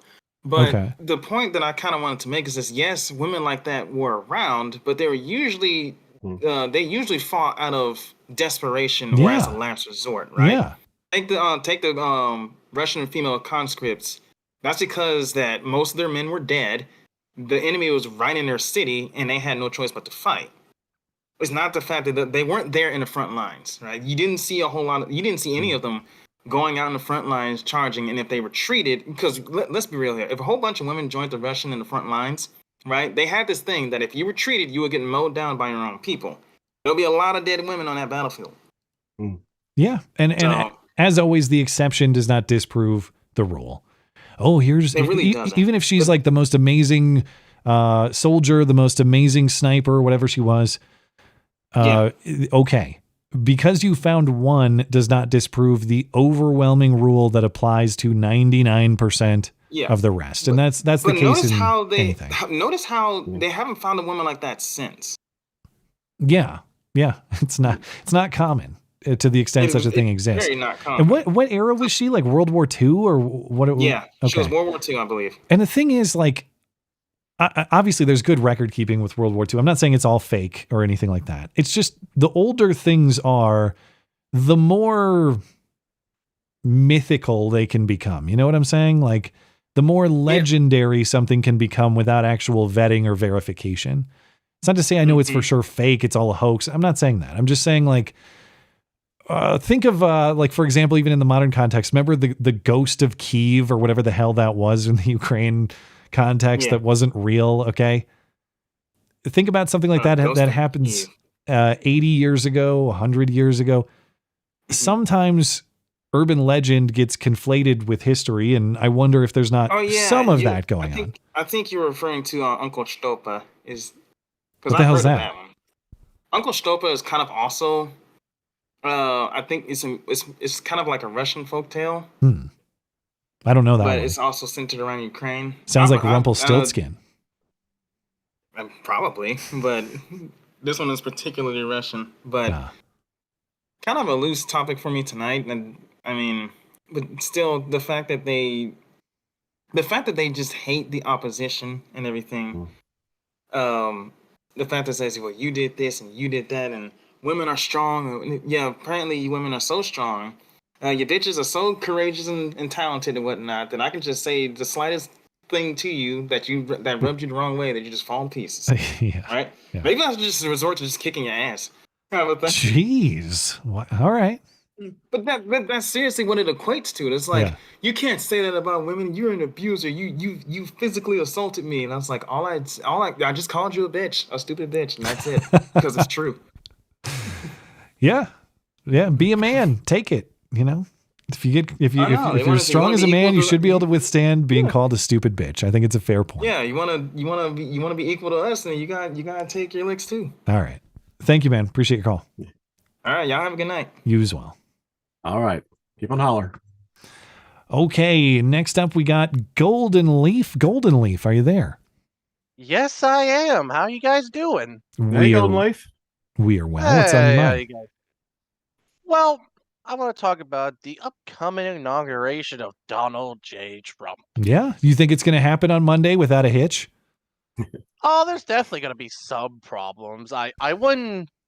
Nothing ever is 100% when it comes to inaugurations, birthday parties, or any other types where there's large gatherings of people. But doesn't this seem especially not 100%? Am I being it's still too quiet out there. There's something coming. Yeah. Everyone's looking at this. It's like the one thing or one sentence you can't say. It's too quiet. It is. As soon as you say that. There is no way he's going to come out. He's going to put his hand on that Bible up on the Capitol Hill steps there. He's going to take the oath. He's going to give a speech, and Nancy and Chuck and all the rest of them are just going to be standing around, hanging their heads low. Oh, well, I guess he's president again, kind of half-ass clapping. There is no way. There's no way that's going to be the show. Something is coming.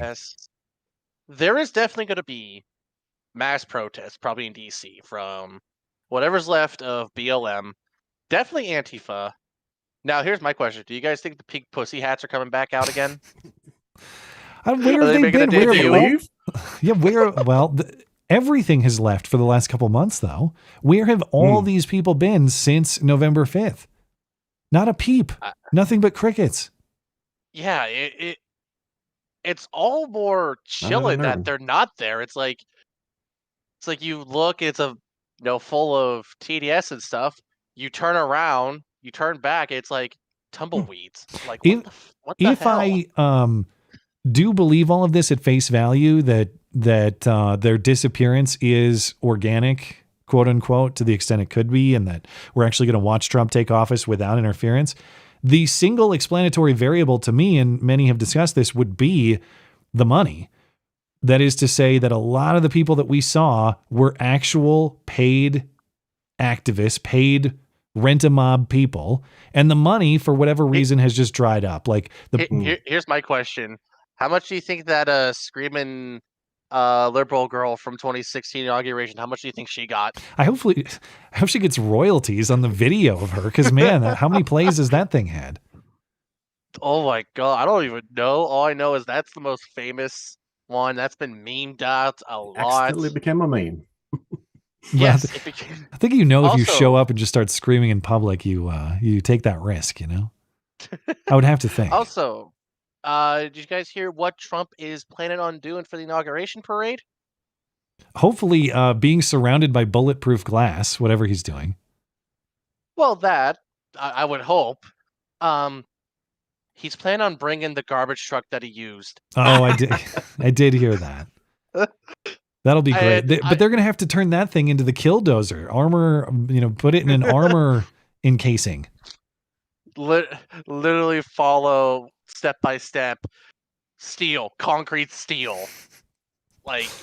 Yeah, seriously. Are you saying he's going to? Are they just bringing the bus, and the bus is, or the garbage it's truck? It's going to be in the parade, apparently. So, but he's not riding in the garbage truck. Oh God, if he was okay. I will say this: if he wants to ride in it, he's got to be wearing the trash truck driver uniform, have a hard hat, and then start throwing out McDonald's French fries. Both that and the McDonald's moment were some of the greatest political moments Of the last few decades, I was they were I generally amazing. think the fight what Yeah. really propelled him. Yeah, I mean that image is so iconic. The moment was so iconic, as many have talked The dude about. who snapped I think I remember reading the story of the dude who snapped that photo. Yeah, of I mean, Trump fist in the air. What an accomplishment to capture an historic photo like that. That is like height of your career. You'll never do better than this type stuff. It Give would it be 20 really amazing. years, it's going to be in history textbooks, and there's going to be so much drawn on that in like middle school and high school textbooks. You just know it. Yeah, but it's going to be like, unfortunately, Hitler narrowly escaped an attempt on his life, but they got him. They got him a few years after that, or something. No, I don't know. Knock on. Speaking of knock on wood, Jake Sullivan.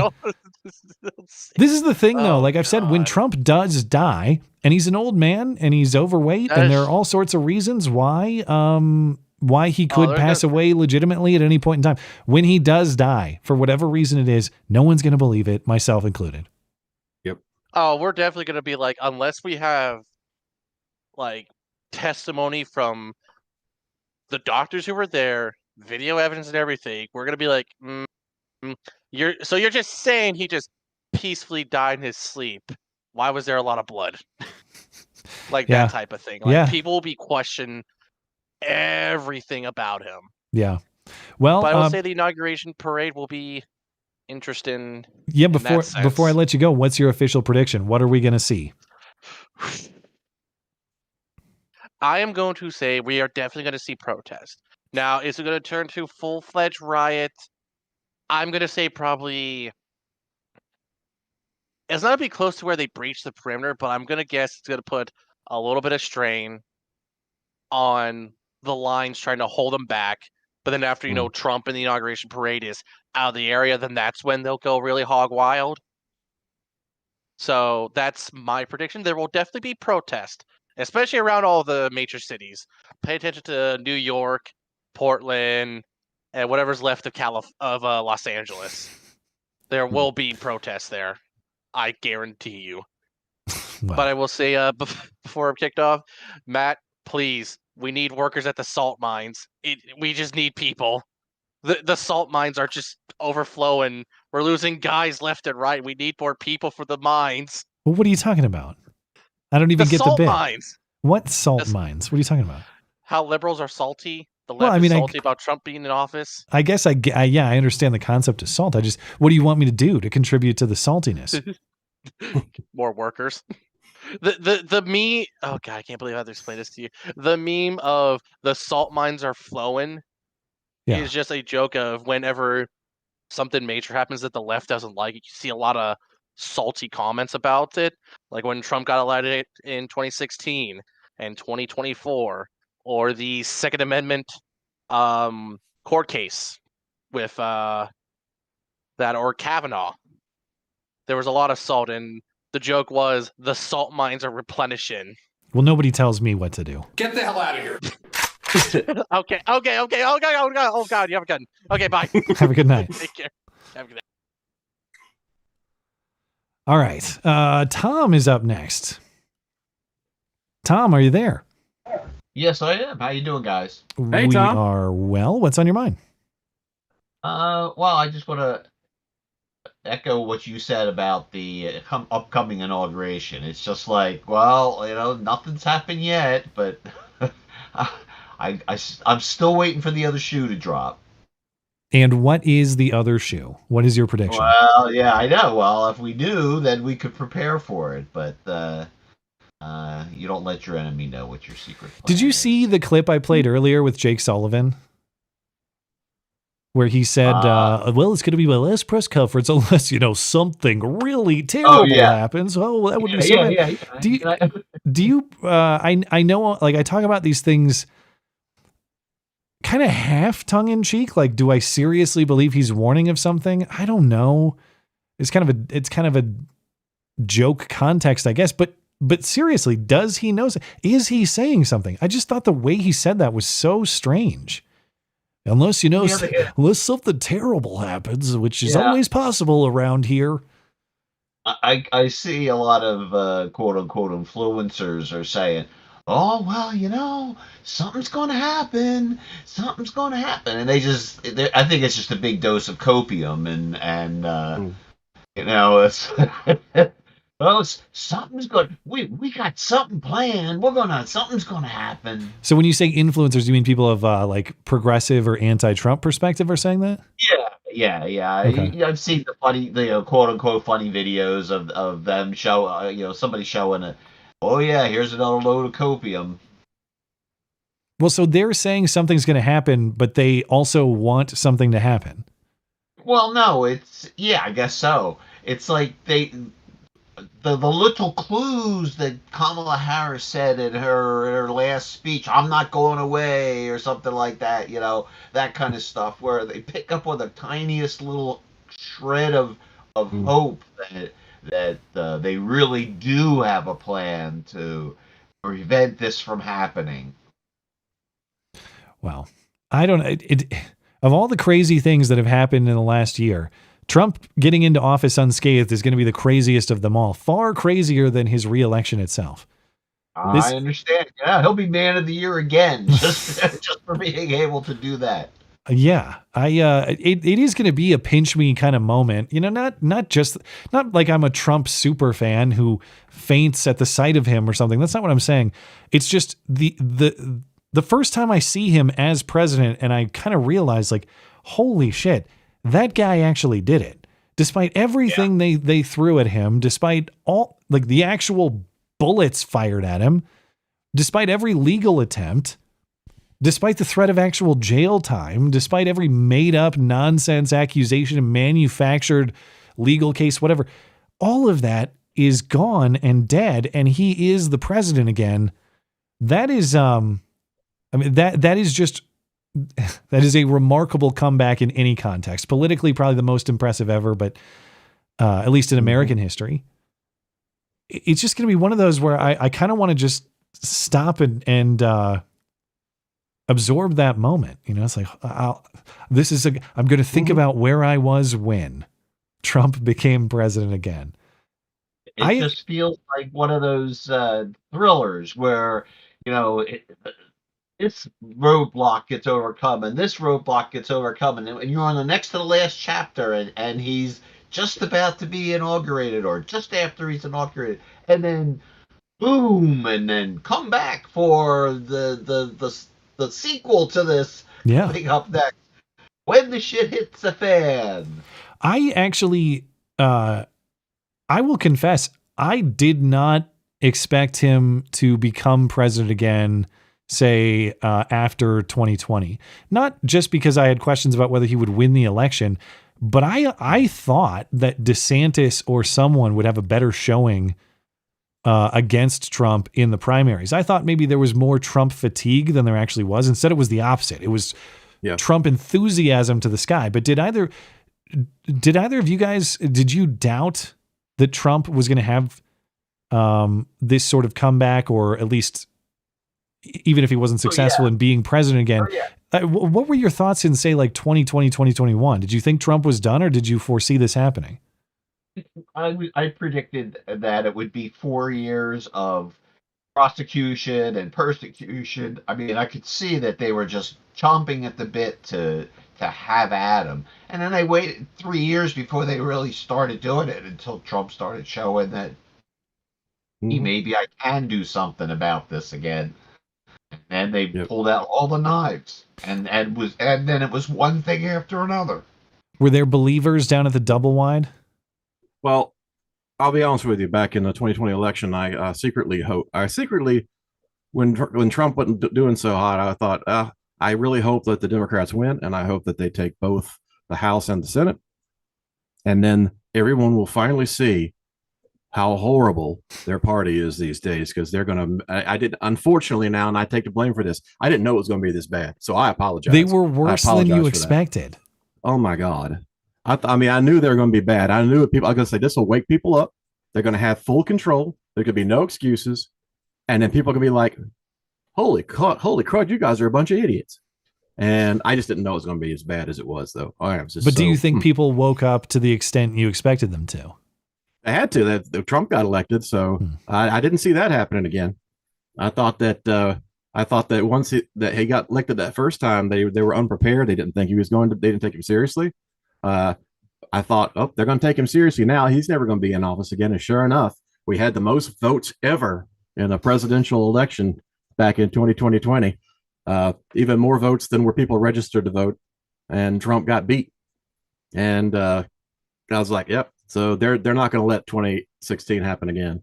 But 2024 comes around, and holy cow! I'm happy about it, but I was surprised. Well, Tom, I'll give you a last word before we let you go. I thought it was funny that anybody who's going to be associated with the inauguration is like getting eviscerated by all the Hollywood types and the liberal types, and if you're the historically black college band or something that's going to be playing there, they're like, and the Village people too. Are they actually? Is that real? Yeah, the Village. They're going to do be YMCA. performing. Yes. How are they going to do a not gay version for Trump? He's going to say it. That's going to be sure. Probably not. I saw. I don't know who's attending and who's not. I know Michelle Obama is not attending. And do you guys know Antonio Brown, former NFL player Antonio Brown? No. Yeah. Yeah. Okay. So, do you follow him on X? I don't. Okay. Antonio Brown. You remember how kooky he was as a football player? Mm-hmm. Okay. He leans into the bit of the CTE having rotted his brain. He runs CT ESPN now because he's totally CTE'd out. But he is so funny on Twitter, and he kind of dabbles into the political, and he seems like he's not one of them, which I appreciate. But he commented on a story about Michelle Obama, who has declined to go to the inauguration, saying, "What a dick move." And which was very funny, but the reason I bring it up is not because of that line.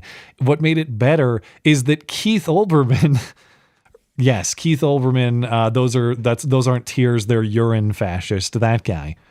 He responded something to the effect of, well, what do you mean? Trump didn't go to Biden's inauguration. Blah, blah, blah, blah. Like the joke was just whoosh. Wave. It's like, no, it's dick move as in Michelle Obama has a penis, you jackass. And Keith Olbermann, in all of his enraged delusion, didn't get the base level joke of dick move refers to dick. It has nothing to do with whether it's polite to go to the inauguration or not, you idiot. Just Antonio Brown owning Keith Olbermann. That's why I'm glad I live in this era of history. Without the X factor, the actual X factor of some of the world's greatest personalities interacting in unexpected ways. It just makes life so great. I love that kind of stuff. Makes my day. All right, Tom. Thank you for the call. I appreciate it. All right, take care, Matt. See you later, Del. Right. Have a good night. Yeah. Yeah. One of the things that Antonio Brown does on Twitter is N-word of the day. He does soft N-word of the day and cracker of the day to be racially inclusive. And he always has good picks for. And by the way, N-word of the day is not like a black person thing. It's like affectionate. Like this is the cool person of the day. He always has good picks.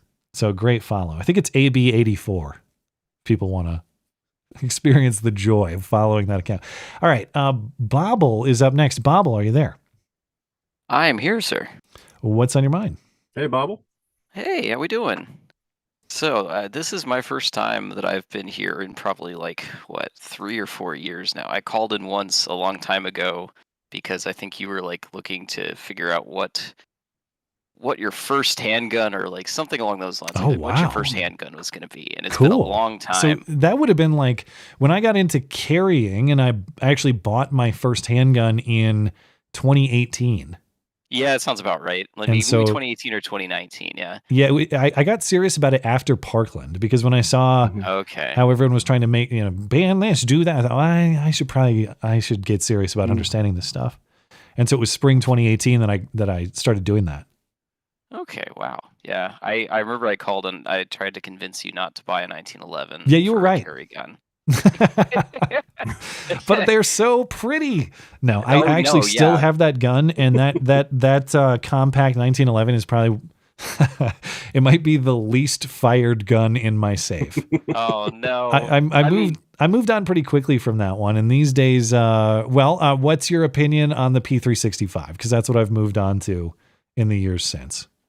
So I could go honestly. I could go on about this for a long time because I've been working as up until recently. I've been working at a gun store for like 5 years, and I've been selling guns. So I know I've been keeping up with this stuff for a long time. But honestly, I feel like it's probably of all of those subcompact like carry guns, it's very similar to all the others. And when it comes down to it, it mostly just comes down to what fits your hand the best. If you like the way it feels, then you like the way it feels. It's fine. But like I would say, do not carry a P320 at this point. Those are the ones that had all the accidental discharge problems, or what? Yeah, yeah. Well, for a while it was kind of like, okay, it was some dude who wrapped it, put his loaded gun, wrapped it in a towel, threw it in his gym bag, and then was like carrying around it over his shoulder, and it went off. Okay. And then he was like, "Oh yeah, that was the gun, not me." And everybody's like, "No, you're a dumbass for carrying the gun like that." A holster is advised. Yeah. Yeah, and then more recently, there's the videos of like the cop standing in the middle of the lobby of the police station with the gun in his holster, and it just randomly fires into the floor while he's not touching it, and it's like, oh, maybe there's a problem with the guns. Yeah, I didn't see that one. I was going to say, in fairness, never forget the FBI guy who had his Glock fall out of his holster while doing a backflip, and it fired on contact with the ground. But that was a little more understandable than I didn't see. You're saying it just fired in his holster on his person. Oh yeah. So that's bad. like he's literally, there's like 10 of them standing around in a circle. There's a couple of guys that are like touching. They're like, there's some unruly person they're manhandling in the middle of the lobby. But then like there's 3 or 4 cops who are standing around the outside who aren't actually involved. They're just there just in case, and the dude's just standing there. Like the most you can say is that he might like slightly change, like shift his weight from one foot to the other. And then, the gun just goes off directly into the floor. You can see it fire, and everyone around him goes like, jumps back with their hands like, whoa, and it was just. Sorry to interrupt you there, but no, you're good. Did you want to talk guns on this call, or did you have something else? I just I want to make sure that I'm not consuming a bunch of time when you wanted to discuss something else, just because I'm interested in this. I could sit and talk about guns like literally nonstop for hours. Well, I'll leave it to you, man. If you had something else you wanted to bring up, go for it. But I have some gun questions that might be interesting to you. Don't buy a P320 as a carry gun. I had 2 things. I'll say this. I'll mention like 1 or 2 things about a couple of the topics, and we can talk about guns. It's totally up to you. I like to set up rules so that most people follow them, but I'm not going to be a huge stickler. Like, you don't want more people like trying to interrogate you about your wife's religious, Oh yeah. Let's dox my wife. Let's do that. Let's try that. Anyway, I won't go into that any further. I will say this. I was seeing the LA fires as a topic that only one thing, like I don't know. So much has been said about it the last couple streams. I'm just like, all right, whatever. But I will say I was particularly infuriated by that video of that firefighter woman who is like, if I need to be going into the fire to pull you out, then you shouldn't have been there in the first place. Oh my God! I know it's really. My wife is looking at me right now, like, what the hell? Yeah. She's I can't believe she actually said that. Well, I have spent a lot of time because I played it last Sunday, and it was kind of relevant to what I was talking about in the video today. And so as I've included this in a couple different productions, I've thought about this because when I hear her say it, it's so plainly insane that I feel like she must mean something that I don't understand. When she says, well, if he needs to be taken out of a house that's on fire, he's got himself in a bad situation. Yes, that's called an emergency. And you're supposed to be an emergency responder. Can you guys think of the most charitable way to interpret what she's saying? Because I can't. I don't understand what she means other than don't have a fire emergency. Yeah, like don't ever, how if you let yourself be caught in your house and it catches on fire, then that's your fault. Like yeah. I watched the clip a couple times and I couldn't think of any other context that she might have been saying to make that like maybe it was supposed to be some sort of like kind of off-color joke that just Yeah, really maybe. didn't land, or it was just like outwardly just terrible, and this person probably should be fired. Like I can't think of any like She definitely should be fired long ago. Oh yeah, 100%. Never hired in the first place. Like, and this is the thing. Like we could talk about you're talking to these other guys about the the female combat roles and all that kind of stuff, and I feel like these two things kind of have a point where they meet, and it's like I'll give you like my personal situation. Like I know that if I was in a situation where I needed to be pulled out of somewhere, I know that my wife is big enough and strong enough. She could probably drag me out of the fire because I'm not a big dude. But in most cases, it just doesn't work that way. So Yeah, if your husband's in the bathroom with a copy of Swank magazine and the house catches on fire, that's what I think she meant. Yeah, that's the only thing I can imagine. He's got himself in a bad situation indeed. That's right. But Bubble, before I let you go, first of all, I should have heeded what you had to say about good starting point carry pieces, and I'm sorry that I didn't. But for those in the audience who maybe are in a similar situation to where I was in 2018 and maybe will heed what I'm saying now, don't buy for aesthetics on particularly a piece of functional importance like your carry piece. But if you were talking to someone who was interested in starting carrying or perhaps considering it, what pieces would you advise they start with? I know you said it comes down to like you fit with your hand and there are a lot of variables, but like if someone wants to go to a range and test out some good carry pieces to begin with, what would you advise? So yeah, this is the thing. So there's like 5 or 6 major companies that all make a very, very similar like subcompact handgun. They're all high capacity, quote unquote. I live in a state where we have 10 round mag caps, so for us it's a little limited. Yeah, I know. I live in New Jersey. Anyway, they allow 10 there. Wow, that's yeah, they do. They're not quite as bad as some other places, but they're still pretty bad. Either way, yeah. So you got your Glock. You've got your SIG, your P365 line. You got the Glocks, the 43X, the 48, the 43. You could go with your Smith & Wesson, your Shield Plus. You could go with your Springfield Hellcat or Hellcat Pro, and then there's 2 or 3 others, but like those are the most common. And honestly, any of those models I think is a good option for most people, unless you have like small hands or can't handle. Like there's a lot of people who can't handle the snappiness of like of a subcompact 9mm, and then there's you can go a little bit smaller. You could go to a 22 or something like that if you really have to, but that range of guns is the best place to consider. And then at that point, honestly, it just comes down to what fits your hand best. Because like I've put so many handguns into so many people's hands, and every single person, like, to me, certain things are comfortable. To somebody else, they'll pick it up and be like, this feels like a brick in my hand. Why would I ever want to do this? Yeah. It's so much personal preference there that it's really hard to recommend like one specifically over the others. I mean, I always say Glock is worth it just because there's a massive aftermarket of insane things you can always do. But yeah, there's a lot of fun in that. I never, well, when I started, I wasn't a fan.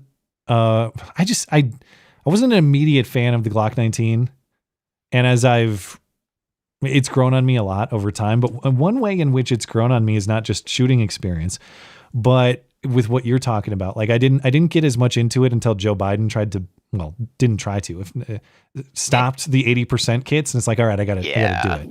And so once I kind of got into the Lego component of it, I'm like, all right, I get this. I get why people like this, and I get why that's fun. And yeah, the mountain of aftermarket parts you can put into your Glock and make that thing, even if you don't like it out of the box, the way you can customize that and make it perfectly tuned to what you love. There's a lot to be said for that. And they're so easy to work on too. Like I'm no gunsmith, and it didn't take me, I think I only sat there swearing for like an hour until I figured it out. Outside of like basic parts. I mean, like, unless you want to go in and change out a lot of internals, the vast majority of what you get out of it, like, or that you need to replace or change or do whatever with is, doesn't even take any tools. It just takes a little bit of manual dexterity to get the thing apart, and you're good, Yeah, and that's once you've done it once, like once you've assembled a Glock from parts once, in full compliance with federal law. Fed. It probably took me a couple hours to figure out how to do it the first time. The second time you could do it in 15 minutes, probably less than maybe, if you know exactly what you're doing. Yeah. And yeah, and so that's what's always hilarious about the idea of like banning all this stuff. It's like the technology exists and it's actually quite simple. You can't. There's no putting that toothpaste back in the tube. It's out. Sorry. No. Yeah, their only way they're thinking about doing it here is like, they still have one of those retroactive like weird laws in Jersey about how when the first smart gun, quote unquote, becomes commercially like available, then the only handguns that they can sell in the state will be smart guns or something like that, which is the reason why no smart guns actually exist, because the entire firearms industry would crumble if all of a sudden let's figure out ways to make guns less reliable. Yeah. Let's figure out ways for guns for you to pick up your gun to defend yourself and the gun tell you you're not an authorized user. You can't use it. Your fingerprint is too smudgy. Sorry. Dude, it's like half the time my stupid phone won't unlock. If I had to if I had to fumble with that crap. I gave up on the phone thumbprint thing because I also remembered that, if you're incapacitated, somebody could pick up your phone and unlock it with your finger if they knew what they were doing. But if you have a passcode, then you're fine. That's true, and I've never thought about that with the facial recognition too. Like they could do that. Yeah. Or even just like if you were sleeping or something, like you wouldn't even have to be dead necessarily. If you were tied up, they could potentially do that. Oh yeah, you're sleeping like a baby, and your wife or your girlfriend who doesn't trust you, picks up your phone in the middle of the night and unlocks it with your face and starts going through your stuff. Yeah, well, I feel like that's more. I feel like that's more. That's more relevant to the audience. But yeah. That's a very Kirsten Gillibrand thing to do, but I'm sure some women do. All right. I could see that. Thank you for the call, man. I appreciate it. Thanks for coming back after all these years, and all the best to you and yours. You do the same, my friend. I'm Thanks, man. hoping to be calling back again soon. Cool. Anytime. All right. Good night. Are you? I don't mean to put you on the spot, Del, but are you a carry guy? Are you everyday carry type person? No, I just have I don't carry because I just have shotguns. Well, basically, they work too. They do, and they really intimidate too, especially when Modette brings her boyfriends home. They're the bigger the better. I always say. You do the old Joe Biden method. If there's any trouble, just fire 2 blasts. No, I don't even have to fire it. That's right, I guess it wouldn't be a pump action. It would be the old. Where did this barrel. come from? Oh, look at that! How about that? Well, y'all two kids have fun. God, I'm still thinking about what I'm going to do for my Joe Biden I Will Remember You montage, and there are so many that I just can't. But I know it's way before his presidency, but one of the all-time classic Joe Biden clips. Buy a shotgun. Buy a shotgun. Jill knows, if I'm out of town and troublemakers come to our house, just go out on the porch and fire 2 blasts up in the air in violation of state law. Buy a shotgun. You said that. God, man, there was a guy who made an amazing song. There was like this group of guys that made this amazing song, Joe Biden, Buy a Shotgun. Maybe if I have time, I'll play that just to go down memory lane. But Fwen wants to call. So Fwen, go ahead. Yeah, hey there. What's on your mind, sir? I'm good. All right, what's on my mind? We got these topics. I was going to say something that I thought of just when hearing social engineering get kind of brought up in the Pete Hegseth bit that you had earlier on the show. Yeah.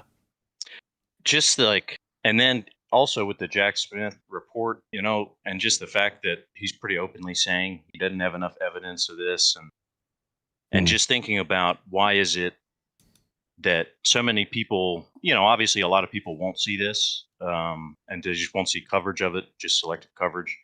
But even the people that do, why won't they believe it?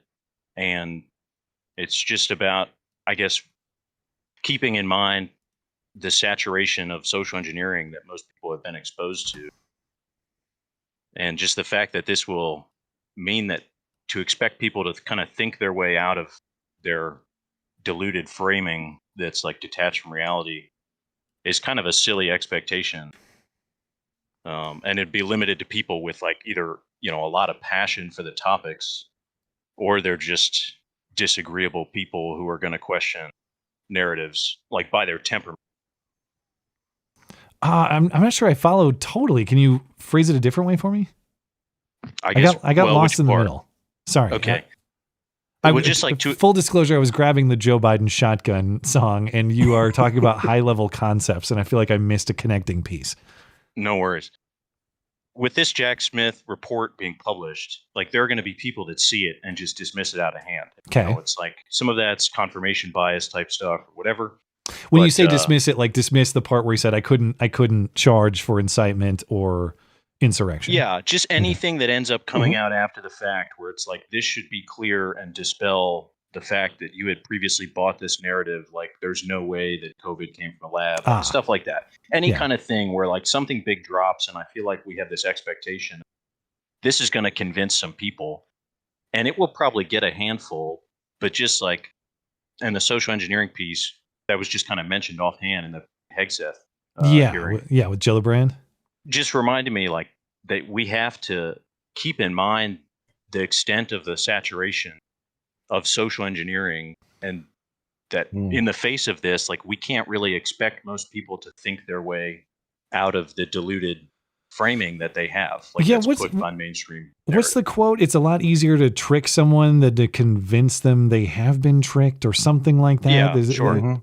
Something like that. That if you just condition people to believe a thing, even if there isn't a reasonable basis to believe it, that confronting the fact that they've been wrong for so long, could be years as it is in this case, that there's such resistance to changing your mind in that way because it comes with that acknowledgement that you were wrong in the past, that people will resist it even when there's plain evidence to demonstrate that their mind should be changed. And I don't know what it is about human nature that we are resistant to that. I mean, I'd include myself in that. I want to change my mind where the evidence and the information compels it. I try to do that.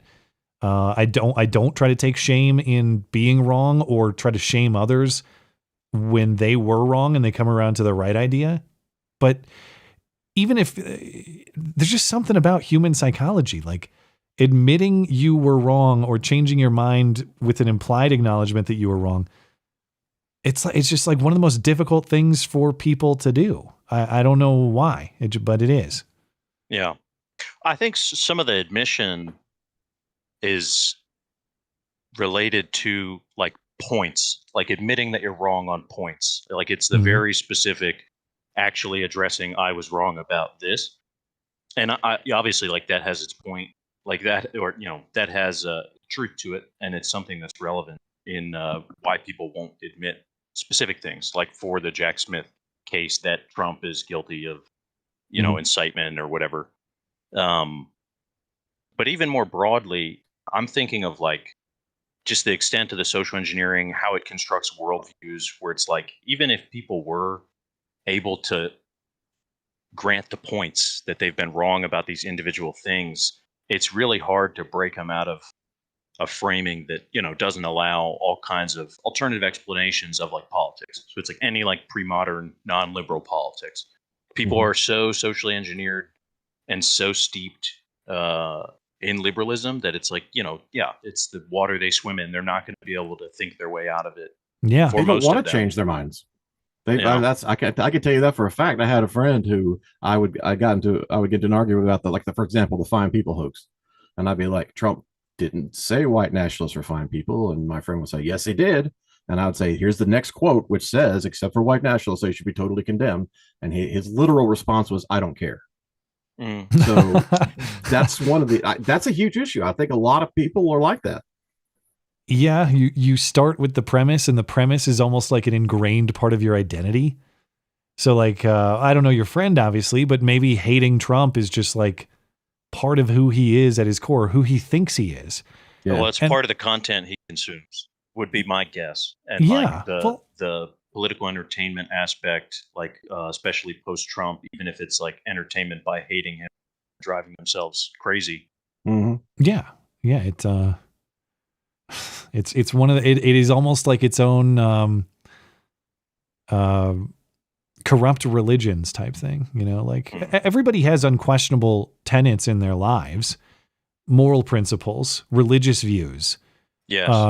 And you should, because there are unquestionably true things about the world. It's our job to find them. We're all on a quest to do that. That's what being a human being is. But when you are dead wrong in your assessment of those core unquestionable truths, you definitely get yourself into some trouble. And I think though that like go ahead. part of the point I wanted to get to is that, you know, you're right. And that like we need indoctrination.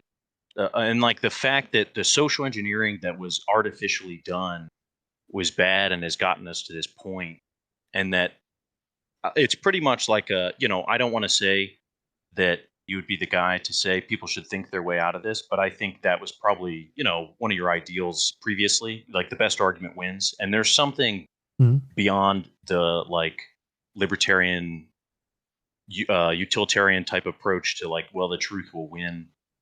That does have like a more transcendent understanding of truth, and that like saying truth will win is actually related to God being the truth, and like having, you know, supernatural faith and optimism.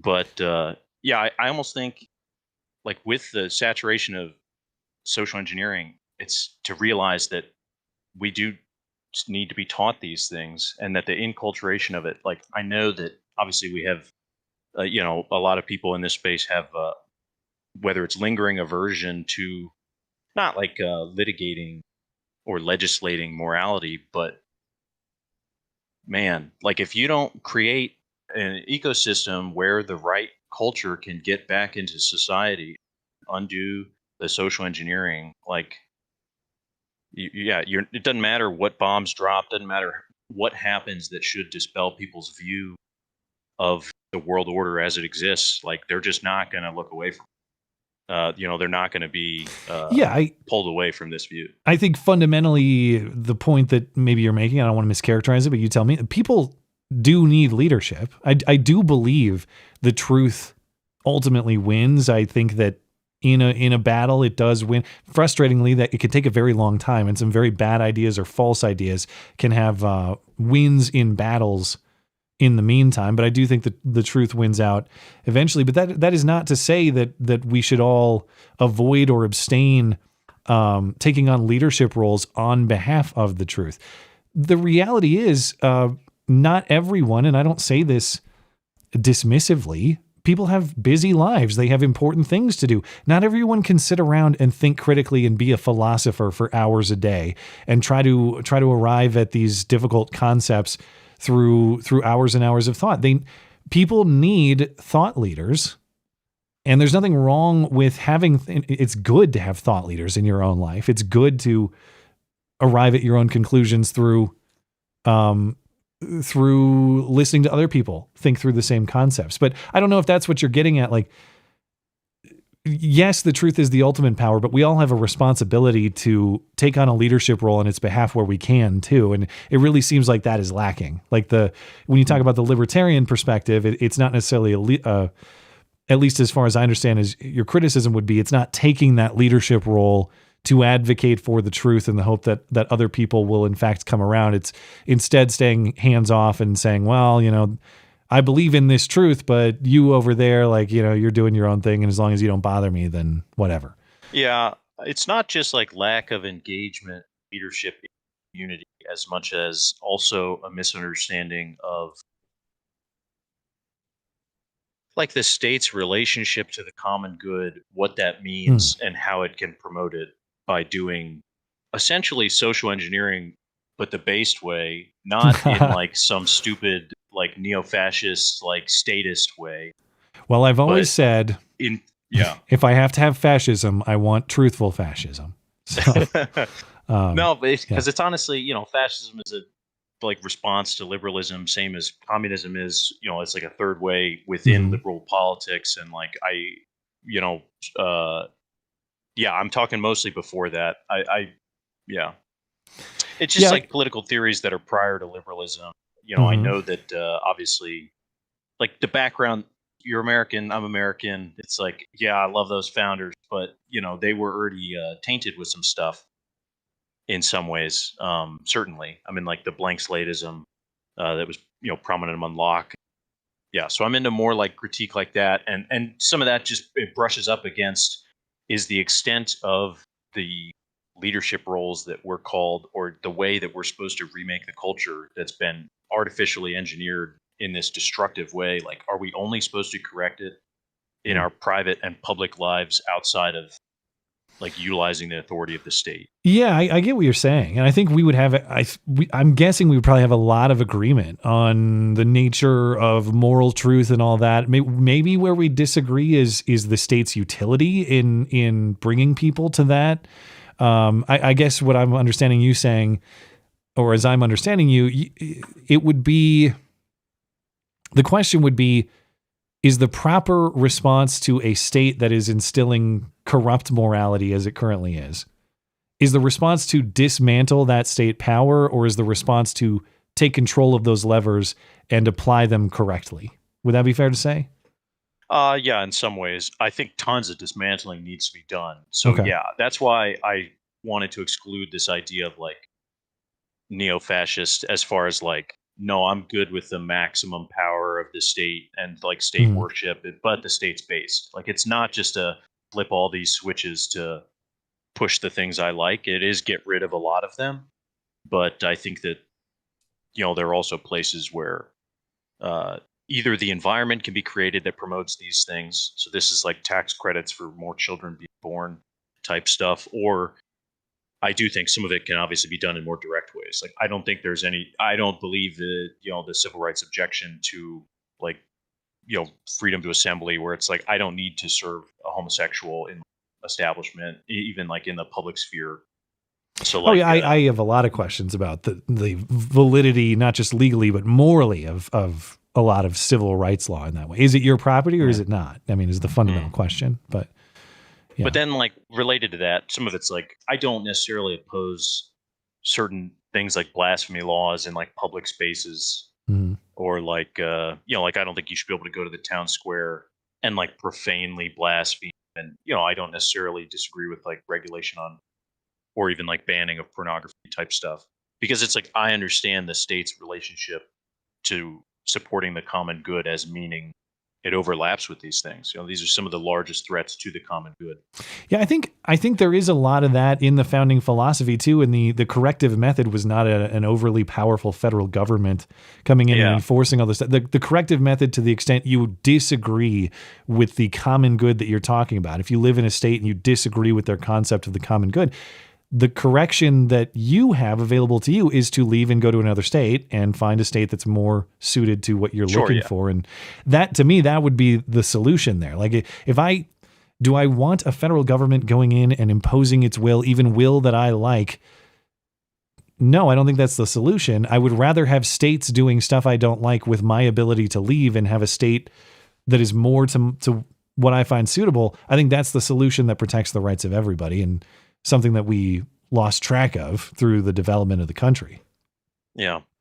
But anyway, man, I really appreciate your thoughtful call. Thank you for that. And sorry it came at the end of the show. I know things work slower. Well, thank you, man. I appreciate it. And and have nice a good talking night. to you. Yeah. Good night.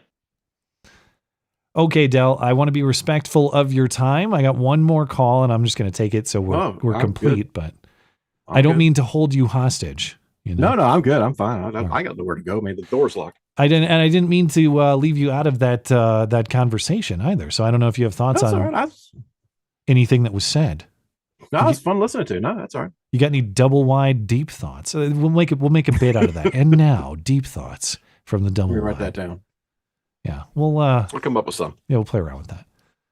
All right. Raymond Donovan is gay. Are you there? Hello? That's a big game, man. Hey, man. What's on your mind?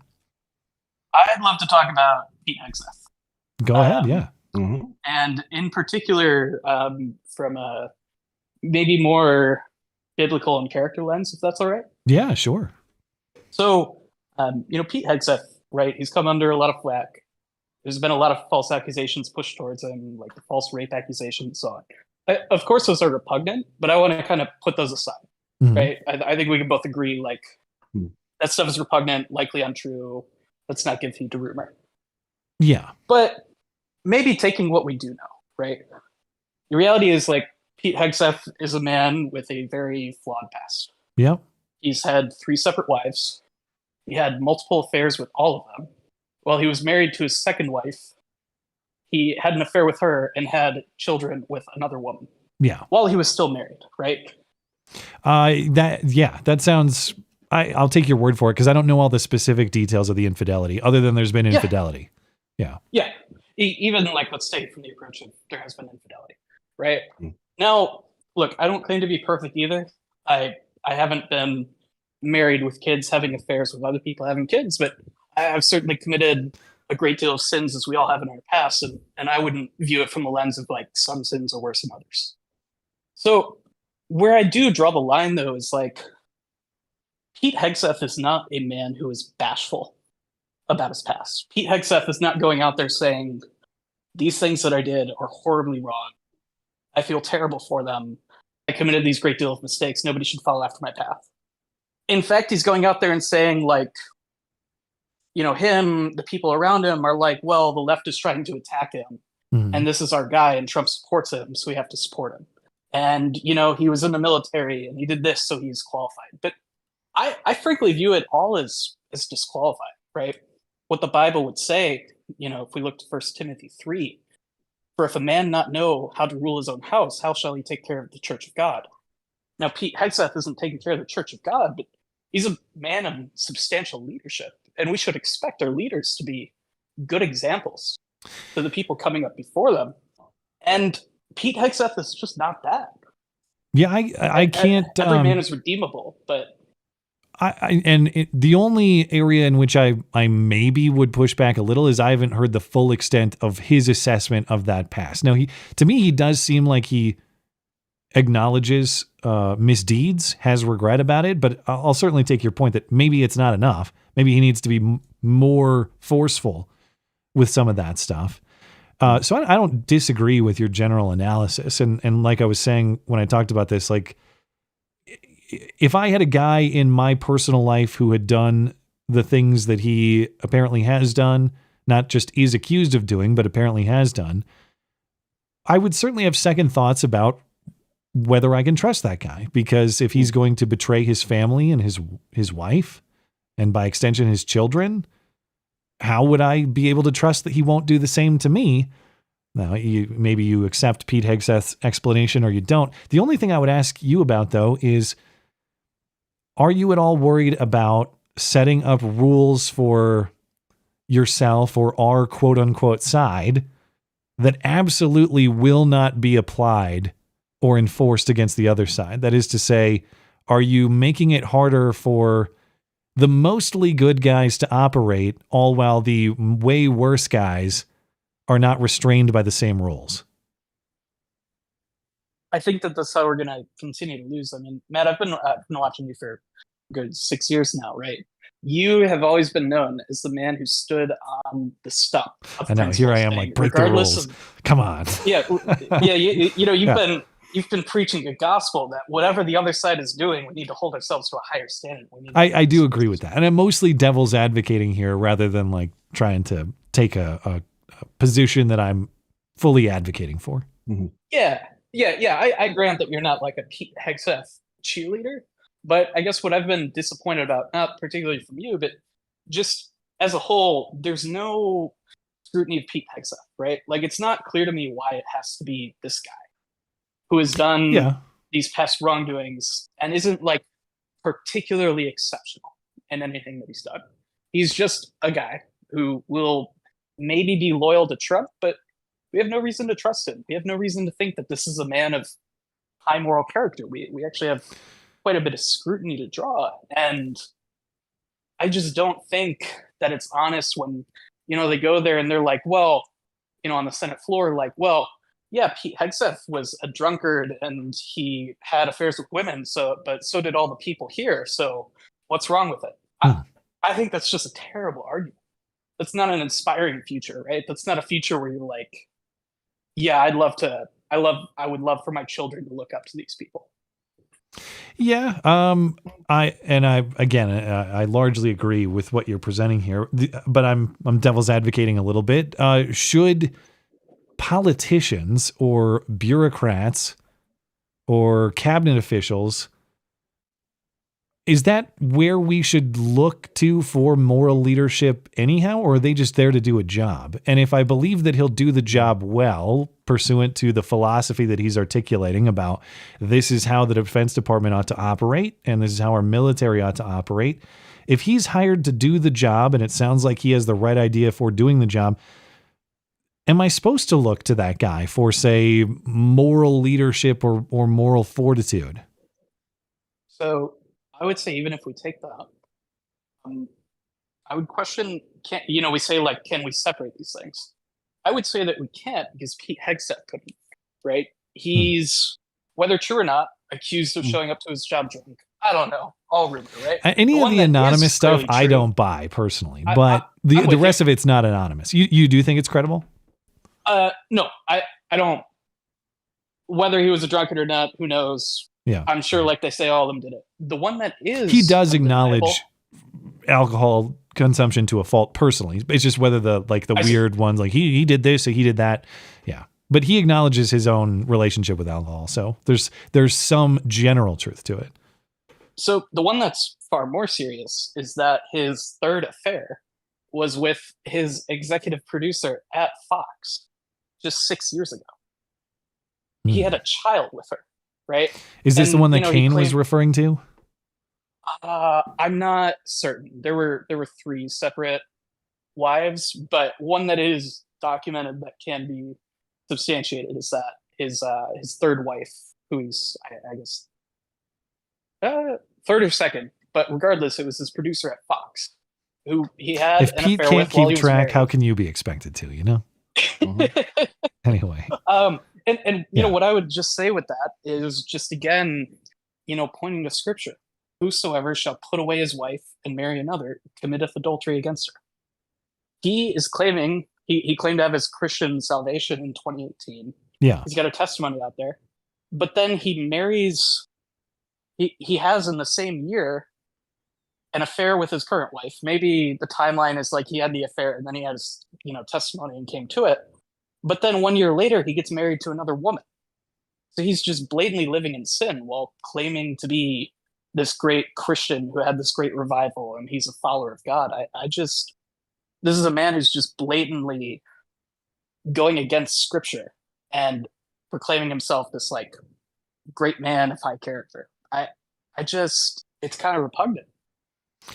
Well, I don't know that he would say I'm a great, great man of high character necessarily, but I get what you're saying, that maybe you don't buy the supposed attitude of apology for the past sins. Is that fair to say? Like you think that he's not sincere in his own regret about some of the things he's done wrongly in the past? Yeah. Yeah. And like to that, I would just say, like, yes, he's a man who can find redemption. Maybe he does. I don't know him, but I would still say, why does he need to be in a position of substantial leadership over our country? Yeah, and I'll take your point. Like everything he says about his philosophy of the way the military ought to operate, I generally agree with. But to your point, is that like an irreplaceable thing? Is that one of one? Only that guy believes those things and could implement them? No. There are a lot of people who believe what he believes, and I will certainly take your point that we know that Trump picks people, in general. I think Trump does a fairly good job. I think he mostly has the right ideas, but does he pick people for pure moral principle in the way you're describing? Or does he pick people for they're loyal to me, Donald Trump? I think we all know the answer to that question. And I think you're probably right that is the box in which Pete Hegseth fits. And yeah, I can't disagree with the main substance of what you're saying here, other than wondering, are we both going to be brothers in dying foolishly on the sword? The sword of principle. But I guess I'll see you there, man. I'll see you at the gallows like that James Franco meme. you know? Yeah, I'd point you to Luke. I think it's chapter 23 when Jesus is there to die on a cross, and the man next to him dies with him, and Jesus reassures him that you're. I guess that's a more you're following relevant God. reference that I probably should have in my back pocket. You're right, but Del, No, it's okay. Yeah. It's okay. You've got a lot of scripture. You're new to it. I've read more in recent years than in prior parts of my life, so that's something at least. But Del, I'm going to let you settle this dispute. What is the correct understanding of Pete Hegseth? I mean, if he gets the job done, then more power to him. I mean, we've had other people. If to be in office, you have to be of moral high character. I guarantee you, over half the people that are in office right now would have to be kicked out. I mean, come on, even the president. I mean, having affairs in the Oval Office. So it's not just this position; it's all the positions, and they're going to do it, and people are going to either like them or hate them. Not really much you can do about it. You're right, though. Is he reliable as a result because of that? Ooh, that is something that's good to consider, I believe, because he does do that all the time. But I think it's a lot different. What you do with sexually as opposed to what you do for your job. Not for Pete. Sounds like there's a lot of overlap. And for many politicians, I guess. No, I get the point you're making. I mean, you think these things are separable. Yeah, I do. I don't think he's going to fall in love with a foreign country and decide to wine and dine him or anything. I think he'll be tough on him, just like he's been. So, well, there you go, Raymond Donovan. It's already a pile of scumbags. What's one more scumbag on the pile? It has been settled. Thank you for your thoughtful call. I really appreciate it. Thank you. Have a great night. All right, man. I mentioned the Joe Biden shotgun song. Have you heard this before? I don't think I have, actually. This is my visual presentation is going to be all messed up here, but let me see if I can bring it up. Yeah, that's not too bad. Let me pull this over and see if I can line this up a little better. Whatever, we'll go with it. This is by the Gregory Brothers in 2020. I don't know what kind of copyright is on this, so I'll just play a little bit. But it's a musical recreation of Joe Biden's famous "Buy a Shotgun" quote. Oh wait, I got to unmute it. Shotguns. Hold on. Wait, let me restart. I have 2 shotguns in my home. They're locked in a safe. There's a metal gun case. We live in an area that's wooded, somewhat secluded. And I said, Jill, if there's ever a problem, just walk out on the balcony and fire 2 blasts outside the house. Buy a shotgun. Buy a shotgun. You don't need a machine gun. You don't need 30 rounds. Buy a shotgun. Buy a double barrel shotgun. No, you don't need a flamethrower, and you don't need a tank. You don't need an AR-15 to scare those thugs away. No, and I don't need a grenade launcher. I don't need an F-15. There's just one thing I need to do, and they'll stay away from me. Fire 2 blasts outside the house. Buy a shotgun. Buy a shotgun. Buy a shotgun. Buy a shotgun, baby. Great voice. I'll stop it there, but yeah, that one's a classic. Oh wow. Anyway, I'm glad you use the Joe Biden method of home defense in that way. Indeed, that's right. Yeah. You can sing it next time someone hostile shows up. I bought a shotgun. Yeah, I did. All right. Well, Del, I got some super chats to read. You're welcome to stick around and respond to them with me, or we'll do that. Let's see. Over on Rumble Dangerous Spaces, our friendly call screener says regula degula said in the YouTube. Oh, this is a chatter. Said in the YouTube chat, women's egos, vanity, and delusion are becoming very detrimental to the security, prosperity, and continuity of our society. Strongly agree. I don't know what that quote is from, actually, but it seems relevant. Is that from something that I don't know? No, I don't know. Well, no, it's just an original. It's a regula degula original, and it's spot on, it sounds like. Long Dong John says, where are the transgender sharpshooters? Well, ma'am, they're all too busy in our schools to be able to join the military. I mean, there's seems like they are on a run of being friends with Tim Walz lately, if you know what I mean. Yeah. Thank you, Long Tongue John. Mr. GR, that Butch sounds like George Costanza purposely trying to tank an interview. How do you even have the job after saying nobody should be caught in a fire? Got himself in a bad situation. Yeah, well, that's its own separate question. Like, what did that air quotes lady mean by, well, you're in a bad situation? Yeah. But secondarily, how do you still have a job? The answer is how she got hired in the first place is how she still has a job. Same question, but or same answer to the same question. Same answer to both questions. However you would phrase it. It's that time of night. My brain goes haywire. I become Joe Biden. It's late in the day. It's time to buy a shotgun.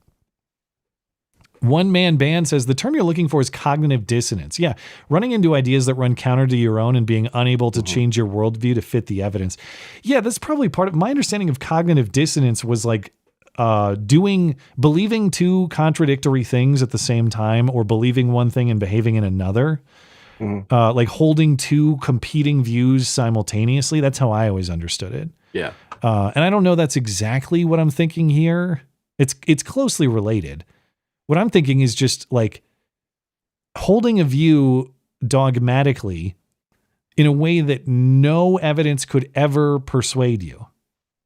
That's kind of what I'm talking about. It's not like contradiction. It's just like, nope, this is what I believe. And you could never, ever change my mind, no matter how conclusive the evidence you present is. One Man Band also, or GR also says, I'm really disappointed with Dale. Is that you? Are you Dale or Dell? Dell. DLL. Or maybe in the accent, maybe it's sounds like Dale. Dale? Yeah. Dale? I have a cousin named Dale. So. I'm Dale. You know, they're pretty close. Dale not buying my oxygen. I mean, wait, what? by not saying much on the stream. He has said plenty. We've got plenty of Dell opinions, but he's being very courteous. You know, he's trying not to interrupt. It's your show. I need deep thoughts from the double wide. Good night, Dale. You know, deep thoughts from the double wide is maybe a bit we'll lean into, and I appreciate that. By the way, sincerely, I know it's not easy to hop into someone else's show and take callers and stuff, and I appreciate audience patience too, because understanding and developing the dynamic takes a little bit of time, and I'm just glad you're not trying to forcibly interject all of your profound Dell opinions over the top of everybody else. It's tough. I was going to say it's tough to butt in because you and the callers are having a conversation, and it's like I got to just suddenly jump in there and talk over somebody, and I just don't. And if it does, do that. If it doesn't come naturally during it, like I'm always interested in your thoughts even after the call. So we'll get back to those, and you know, it's I understand it's not an easy spot. Raymond Donovan, our caller, who is gay apparently. Oh, forgot Raymond Donovan is gay. Sorry. Did you have a Dell classic there? No, that was, I'm pretty sure he's gay. You're a fat gay. All right. Dell confirmed. Forgot to mention Raymond and his wife are still gay. They had gay sex in the back seat of my car for hours and hours, and I'm irreparably scarred by it. So I guess he's not even Raymond Donovan. It's just Raymond Donovan is an acquaintance who happens to be gay. Well, my advice is to lock your car doors better.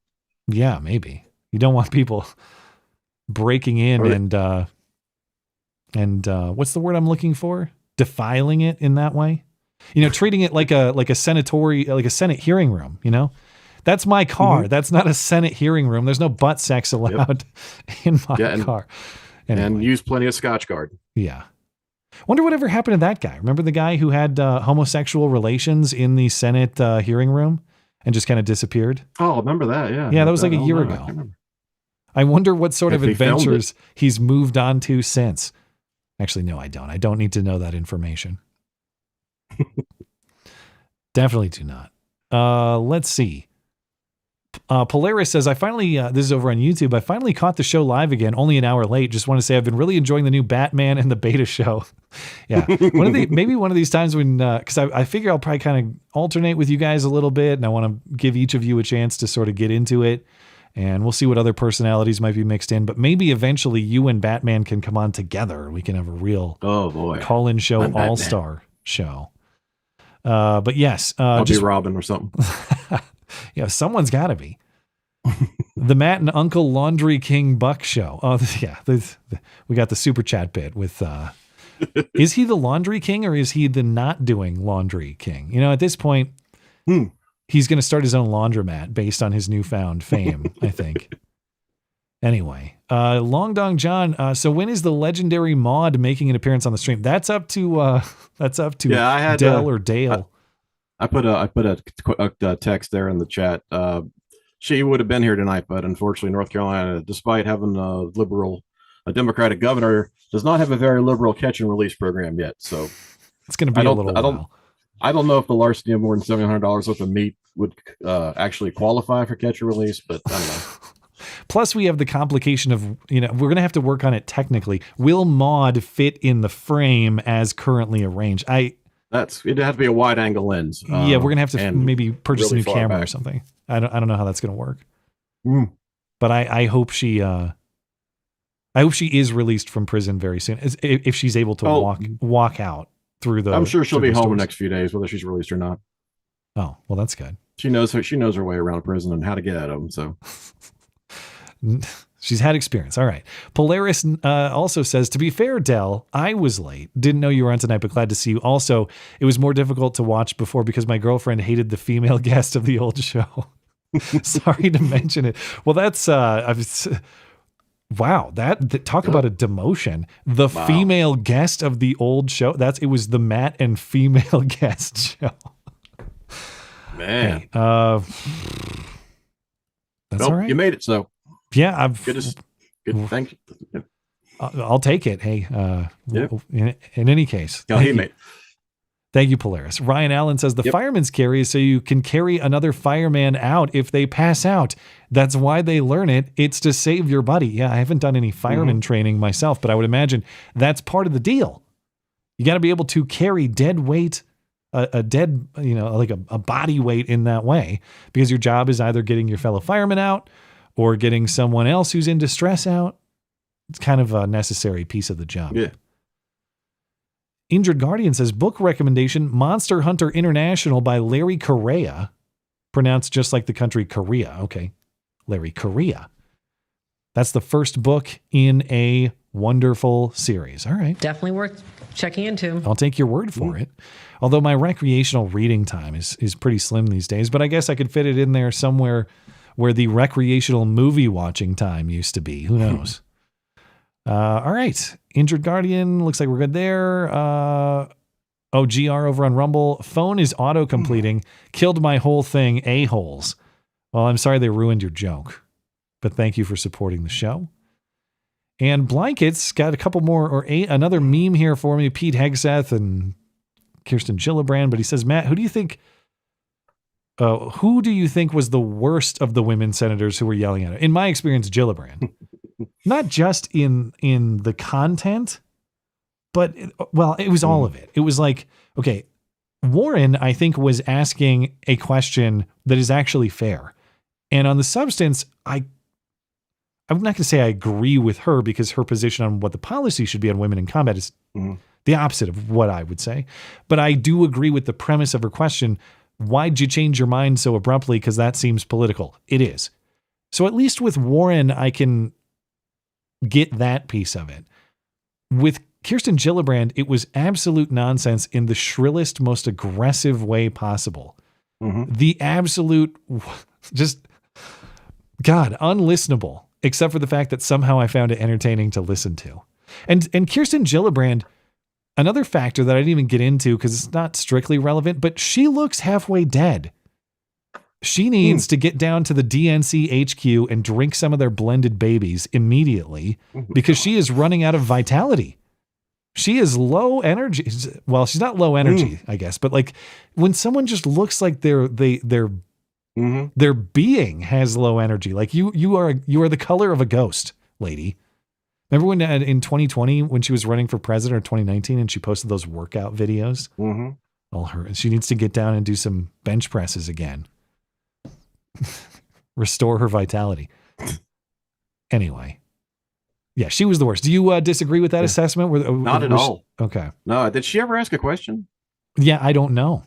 It was just yelling. Or, it wasn't full force yelling, but it was just de facto yelling at him. Just lecturing him the whole time. Anyway, D-Live is good. Everything else looks good. I'll circle back here, and I think we're all set. But Del, man, I appreciate you hanging out with me tonight. No Thank problem. you for No problem. That was great. No problem. Sorry, my back's been hurting tonight. I got this issue with the backs and things. I had to get a couple of injections actually. Really? From the doctor to get them fixed. Yeah, they were. The funny thing though, they were right before the injection. A nurse has to put on this, I guess, alcohol or something, and she's like, "No, I'm sorry, this is so cold." So she's putting it all over my backside, and I'm thinking, "Wow, this is giving me flashbacks to my old dentist." Which she didn't quite get until so I had to explain it to her that it was a value add according to him. And I will agree that it did help. It did improve me because I got really good at putting that stuff on him. Wait, what? What? But no, I got a new dentist now. Don't worry about it. Okay, I don't even. This one is really meandering. What are we talking about now? All right, my back is hurting. And now I'm like, okay. It's just I just got do flashbacks you to my old seriously dentist, have back problems, or you have a touchy dentist, or what are we talking about? No. I seriously have back problems. I seriously had to get shots down a couple of the nerves in my back. And I was just talking to I thought it was funny talking to the girl, the nurse who was like I said, applying the alcohol on my back, telling me it was chilly, and I told her that it gave me flashbacks of my old dentist, and she didn't know what to make of that. I'm glad you were able to make a comedic moment of awkwardness out of it. Yeah, I told her, I said, well, I told her that I have a new dentist now, and I love it. I mean, I've been going to the new dentist for 2 years, and I haven't had to use a pepper spray once. Well, that's an upgrade, I guess. Well, I'm sorry to hear the back troubles. I hope those get better. But on a serious note, if those ever bother you, like I said, you're not held captive by me, so I want to be respectful of your. I'm back fine. I pain, got too. the chair, I got medicine and everything like that. I'm good for a couple hours. So if I see you popping pills, that's why. That's right. All right. You have your reasons. All right. You're not a complete Pete Hegseth degenerate. No. Not yet.